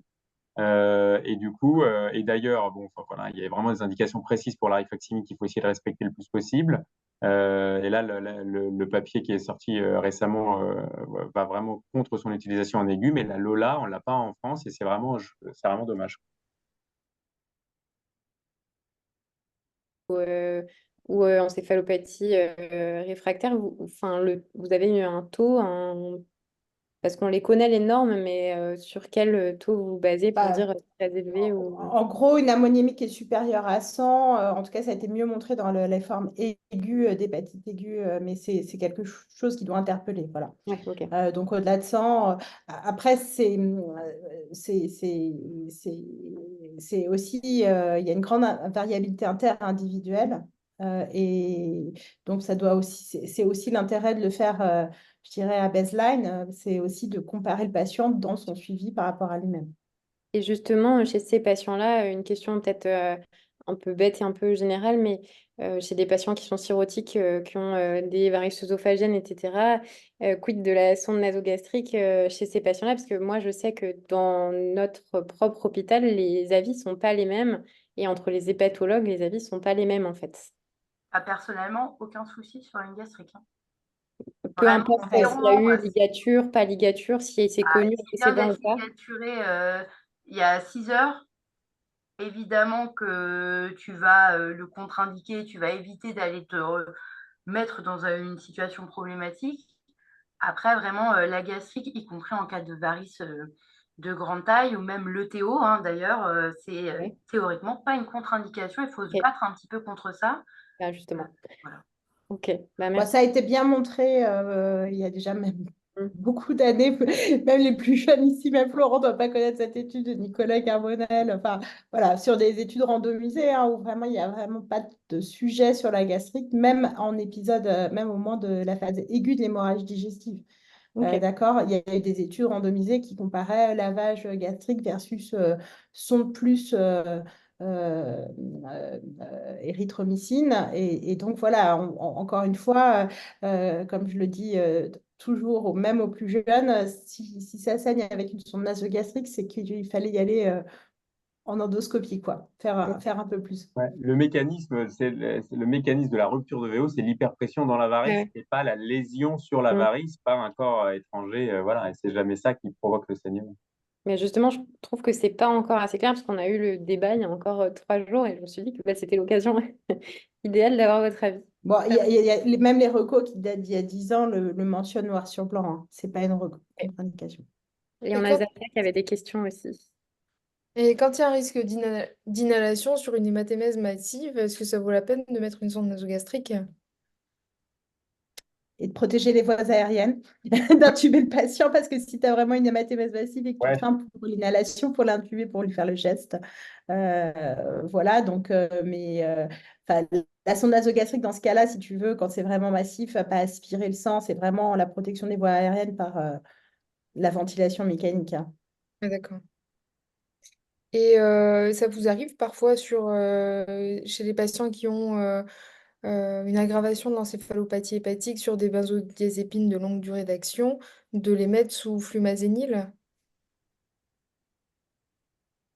Je ne sais pas qui veut répondre, mais la réponse est oui. Hein, si on suspecte un mécanisme lié enfin, déjà, il y a deux choses dans la réponse. J'en profite pour le dire, mais la flumazenil a été aussi testée dans l'encéphalopathie hépatique parce que finalement, il y a des médiateurs qui sont benzolike, qui rentrent dans le mécanisme physiopathologique de l'encéphalopathie. Et donc, même sans utilisation de benzo, ça peut réveiller des patients. En tout cas, même si on ne l'utilise plus parce que c'est controversé, il y a quelques études qui le suggéraient. La réponse est que oui, on peut le faire. Nous, on le fait en milieu, bien sûr, sécurisé, spécialisé pour le risque potentiel de convulsion. Après, je n'ai pas lu de choses très récentes sur ça. Je ne sais pas tellement s'il y a des choses qui ont validé ou invalidé ça, mais en tout cas, on le fait à la marge quand vraiment il y a une intoxication Il y en importante. a qui ont même essayé de mettre des pousses sereines de Flumazénie et ça marchait, hein. Donc, Ouais, c'est bien pour sûr. aller dans le même sens qu'Audrey, donc il y a des mécanismes en commun, donc ça donne quasiment, voilà, donc c'est pas une contre-indication en tout cas, et si tu as l'indication sur le plan de la benzo, tu n'auras pas de contre-indication sur le plan hépatologique. Ok. Et on On a a une une... question dans le chat de Baptiste qui nous demande, devant l'essor de la vasopressine, notamment dans le choc septique, est-ce que celle-ci peut-elle être préférée à la terlipressine, notamment dans le syndrome hépatorénal ou le choc septique réfractaire? Vas-y, Florent, hein. Non, alors le SHR, on a mis énormément de temps à positionner une molécule qui vient d'avoir, enfin je veux dire qu'il y a eu très tardivement l'autorisation d'utilisation. Voilà, on commence à bien connaître et tout ça, comment elle fonctionne. On a l'impression qu'en effet, comme l'a dit Clémentine, plutôt l'alternative, c'est la norépinéphrine, et on s'oriente plutôt pour penser que cette norépinéphrine serait plus utile chez les patients qu'une cardiomyopathie du cirrhotique. Et donc, on est en train de dénouer un petit peu les éléments entre la cardiomyopathie du cirrhotique, le rapport avec le développement de syndrome hépatorénal et la réponse au traitement, terlipressine ou noradrénaline. Alors, n'allons pas rajouter un troisième immédiatement vasopresseur. Je ne dis pas qu'il n'est pas utile et potentiellement il le sera, mais dans l'état actuel des choses et de la connaissance, il n'y a absolument pas de place en discussion pour le traitement du SHR. Après, pour le choc septique réfractaire, puisque c'est ça dont on parle, je ne sais pas quelles sont vos attitudes. En tout cas, ce qui est sûr, c'est que dans les pays nord-américains, et ce qu'on voit bien quand on fait l'évaluation des scores, ils ont la vasopressine relativement précoce. Je ne sais pas comment vous voyez ici, mais nous, en tout cas, a priori, sur le centre rennais, on le met vraiment dans des situations réfractaires, quoi. La Donc, vasopressine, hein, théoriquement, elle n'a pas de positionnement en première intention actuellement dans le traitement du choc. Elle s'utilise qu'en complément d'amines qui sont considérées déjà à dose importante, donc de l'ordre de 1 gamma kilominute pour la noradré, avec du coup une facilité d'utilisation dont on n'a pas encore des grandes habitudes partout en France, des effets et des habitudes, notamment chez les patients cirrhotiques, qui ne sont pas encore validés. Donc, c'est un positionnement qu'on n'a déjà pas bien dans le choc septique, avec des effets cardiaques qui ne sont pas du tout les mêmes et qui peuvent être potentiellement plus difficiles d'action. Donc, c'est difficile, je pense, de l'utiliser. Alors, clairement, dans le SHR, je suis d'accord, ça n'a pas sa place. Dans le choc septique réfractaire, la place, elle existe et c'est en cours. Et je pense que chez le cirrhotique, on a assez peu d'expérience pour l'instant. Donc, pour l'instant, plutôt pas, à mon avis. Non, c'est peut-être le moment de repréciser. Enfin, moi, je suis complètement d'accord avec ce qui a été dit, mais que finalement, on est d'accord que chez les patients SLF3 en réanimation, on va utiliser de la noradrénaline, hein. Euh, pas de terlipressine, la noradrénaline versus terlipressine dans des essais randomisés a montré le même bénéfice entre guillemets sur la fonction rénale dans le SHR. Donc, n'associez jamais les deux. Ça peut paraître idiot, mais c'est toujours bon de le rappeler. Et chez les patients les plus graves en réanimation, c'est clairement la noradrénaline. Moi, j'ai pas d'opinion sur la vasopressine parce que comme je ne fais que des patients cirrhotiques et que c'est pour l'instant pas recommandé, on le fait pas. Peut-être qu'on peut préciser que dans le choc septique, il y a quand même comme une indication à l'hydrocortisone à traiter l'insuffisance corticotrope des patients cirrhotiques qui est importante également, ce qu'on n'a pas précisé pendant les topos. Merci. Et j'ai une question pour toi, Clémentine. Tu as parlé des marqueurs d'alcool direct, et notamment les phospholipides, éthanol et glucuronil éthanol. Est-ce que tu peux préciser un petit peu leur place? Pas forcément quelque chose qui est bien connu, je pense. S'il y a des précautions à prendre par rapport à ça, et finalement, c'est quoi voilà, les bases de ces dosages à l'heure actuelle? En fait, la question qu'on se pose, hein, c'est toujours pareil, c'est la confiance que vous faites dans l'interrogatoire du patient. Chez des patients qui sont dans une population à haut risque de rechute, à haut risque addictologique, et en cas de décompensation aiguë, la question, c'est est-ce que ça, c'est médié en fait par une reprise du facteur favorisant de votre cirrhose et notamment de l'alcoolisation. Quand le mec il arrive en réa, c'est assez compliqué de répondre sur est-il sevré, n'est-il pas sevré. C'est la famille ou son entourage très rapidement ils vous disent que c'est le cas, que c'est pas le cas, que vous avez son hépatologue, son médecin traitant au téléphone, c'est assez facile de répondre à cette question. Et encore, vous pouvez avoir le doute, vu qu'il y a pas mal de consommation cachée, etc. Donc, il y a eu cette question dans le cadre un petit peu du suivi sur liste de greffe et de la greffe, de l'essor de marqueurs de l'alcool pour savoir si les gens y consommaient encore et puis finalement sous quel degré. Est-ce que c'est une alcoolisation massive ou pas? Il y a plein de marqueurs qui existent. Donc, c'est des marqueurs plutôt directs, effectivement, qui sont souvent des métabolites de l'alcool ou qui sont des paramètres biologiques qui apparaissent au contact de l'alcoolisation. Et il y a finalement, vous pouvez faire des marqueurs dans le sang, dans les urines, dans les cheveux. Tout ce qui est en toxicologie dans les cheveux, c'est des marqueurs finalement très longs et dont vous n'aurez pas les résultats en réa. Et nous, on a pour habitude d'utiliser à Lille des marqueurs sanguins et urinaires dont on sert en plus finalement par rapport à l'interrogatoire de la famille, du patient, etc. Ces marqueurs-là, finalement, ils vont vous donner une idée de la consommation d'alcool sur les 2 à 3 jours, voire les 2 à 3 semaines, et aussi une idée de quantification de la dose. Donc, est-ce que c'est finalement un patient qui boit 10-20 grammes d'alcool par jour ou est-ce que c'est une consommation qui est extrêmement élevée, là où les seuils, finalement, où les choses sont plutôt très spécifiques et là, vous vous rendez compte que votre patient, il a une consommation qui est complètement déraisonnée. Le phosphatidyléthanol, il a pour intérêt en réa que c'est un marqueur sanguin et qu'il n'est pas gêné finalement par une altération de la fonction rénale ou par un état septique. Le problème de l'éthylglucuronique, qui est un marqueur urinaire, c'est qu'il est très lié à la fonction rénale, la présence d'une oligurie, d'une candidurie, d'un sepsis urinaire.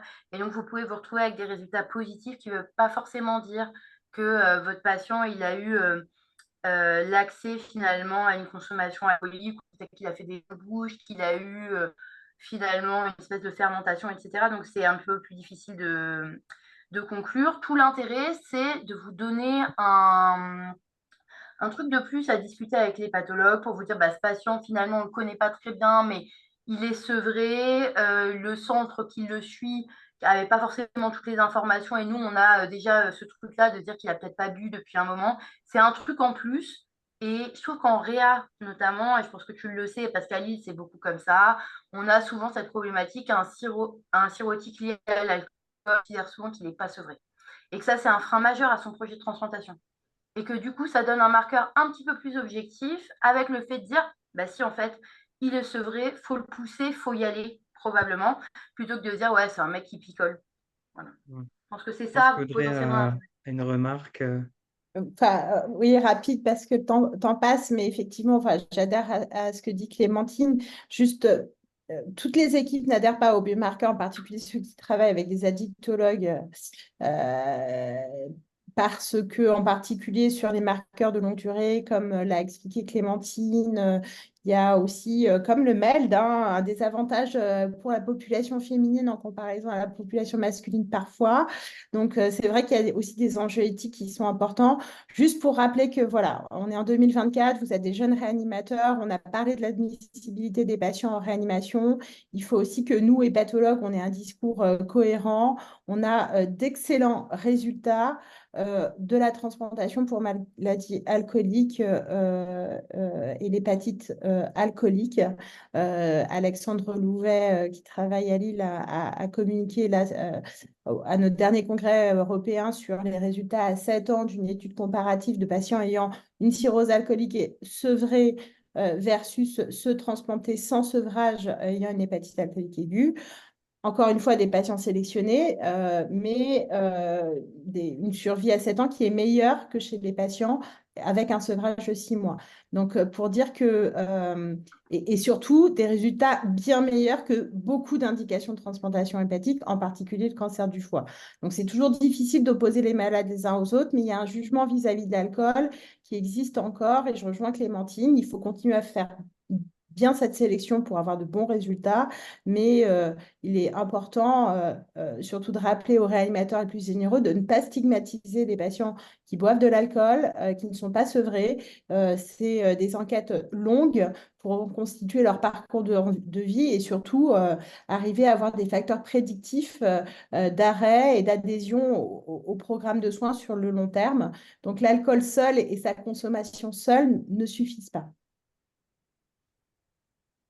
les marqueurs en dehors de l'alcoolémie, grosso merdo, ne sont pas disponibles dans l'instant. Ton processus décisionnel de poursuite et tout ça, il faut aller assez vite si son patient se vautre, donc sur le plan des défaillances d'organes, etc. Et donc, en fait, quand même, il y a souvent un bon accord entre l'interrogatoire patient quand il est possible et le recueil des données de la famille, de l'entourage, du médecin généraliste, etc. Et comme on dit toujours, on est d'accord avec Audrey, et en fait, c'est des malades pour lesquels il y a une urgence d'évaluation addictologique pour clarifier le projet. Et c'est très important d'essayer de le faire quand le malade est encore conscient, non encéphalopathe, interrogeable. Et donc, si vous avez l'impression qu'il y a un risque, eh ben, en fait, c'est urgent de recueillir ces informations et de passer du temps dans sa chambre et de lui parler. Et ensuite, quand il est intubé, s'il est intubé, ben, de discuter avec la famille. Mais ça, c'est vraiment. Voilà. Et le PET, par exemple, nous, à Rennes, on le fait énormément. On a des études d'addicto, etc., qui croient que ça peut être un outil qui est quand même utile, mais on a les résultats en 10 jours, quoi. Donc, sur un échelle de temps de patients admis en soins intensifs ou en réanimation, bah, c'est beaucoup de temps avant de décider. Donc, vous pouvez rendre votre décision uniquement dépendante de ça, mais dans l'immense majorité des cas, finalement, on se débrouille sans. Et ce que dit bien Audrey, c'est qu'en fait, en se débrouillant sans, on arrive quand même à des bons résultats après la transplantation à moyen et long terme. Très Avec des bon warnings de résultat. processus de... Pardon? Très bon résultat. Très bon résultat, mais avec un processus d'évaluation qui est très bien standardisé, enfin, en tout cas, qui est bien standardisé, bien codifié et qui est évidemment restrictif dans l'accès de la greffe. Mais voilà. Merci pour ces précisions. Alors, il est 20h45. Peut-être pour une dernière question. Est-ce que Zakia, tu avais peut-être une dernière question? Sinon, moi, j'en ai encore tout plein, notamment d'intérêt plus personnel. C'est vrai que vous avez montré la sarcopénie, le lien avec la cirrhose. Qu'est-ce qu'on sait aujourd'hui? Comment vous mesurez cette comorbidité? Est-ce que la cirrhose impacte directement la sarcopénie et inversement? Et comment évaluer ça, du coup, à l'admission du patient en réanimation? Alors, je vais commencer peut-être, mais de façon très simple. La réponse, c'est oui et oui. La sarcopénie, enfin, la cirrhose provoque la sarcopénie. Ça, c'est bien montré par plusieurs mécanismes. Et puis, la deuxième chose, c'est que la sarcopénie impacte le pronostic des patients cirrhotiques. Donc, le lien est fort, important, et donc il convient d'abord prévenir quand c'est possible. Je l'ai dit en réanimation en particulier, mais même pas que. Et donc, la difficulté, comme vous le savez, c'est de finalement avoir des biomarqueurs performants dans la cirrhose, puis tout ce qu'on utilise en population générale, albumine, préalbumine, ne sont pas utilisables chez les patients cirrhotiques. Donc, il y a des échelles qui ont été développées et puis il y a la mesure de la masse musculaire et ce qui se dégage à l'heure actuelle. C'est deux choses, c'est les scores de frailty dont Florent a parlé et puis la mesure de la sarcopénie sur les psoas avec la mesure en L3 au scanner, ce qui est assez facile, ce qui est bien corrélé dans plusieurs études chez le patient cirrhotique. Donc, l'implication clinique, elle n'est pas si évidente, hein, mais en particulier des scores de Frailty qui sont plus faciles à utiliser chez les patients pas en réanimation. Mais oui, c'est important de l'évaluer et dans le futur de le faire de plus en plus et de le faire quotidiennement, ce qui, à mon sens, n'est pas clairement fait partout, même chez nous, hein, c'est parfois difficile au quotidien, mais c'est majeur. Et ce qu'on peut recommander, juste un point, c'est chez le patient cirrhotique non ventilé, c'est les repas fractionnés. Ça, il y a plusieurs essais qui le montrent, hein. C'est vraiment 6 repas par jour, dont la diète nocturne. Pas de restriction protidique, pas de restriction alimentaire tout court. En fait, c'est des patients qui doivent manger un peu tout le temps pour maintenir un équilibre nutritionnel. Et comme l'a dit Florent tout à l'heure pour l'encéphalopathie hépatique, de façon assez étonnante, on a pas mal de données avec les acides aminaires à méfier. Comme les branch amino acids en anglais, et finalement, ce n'est pas disponible en France, enfin, c'est disponible sur la version ministère agroalimentaire pour la validation, et alors qu'il y a quelques études randomisées qui sont intéressantes chez le patient cirrhotique pour la supplémentation nutritionnelle. Merci beaucoup pour ces précisions. Je pense qu'il est venu le temps de conclure. Donc, on vous remercie de nouveau pour cette discussion vraiment très, très riche et ces topos d'excellente qualité. On remercie aussi tous les participants et spectateurs d'avoir assisté au topo jusqu'à la fin. On était à plus de 100 participants au pic de l'audience. On remercie aussi nos partenaires, donc l'APA et MedEmprunt, sans qui ce webinaire ne serait pas possible. Et je vais vous souhaiter une bonne soirée. Et merci encore pour ces super topos, super webinaires. Et à bientôt. Merci à tous, c'était hyper intéressant. Merci encore. Merci à Merci vous pour une fois. l'organisation. Bravo. Salut, Merci. bravo, à bientôt. Au revoir. Au revoir. À bientôt.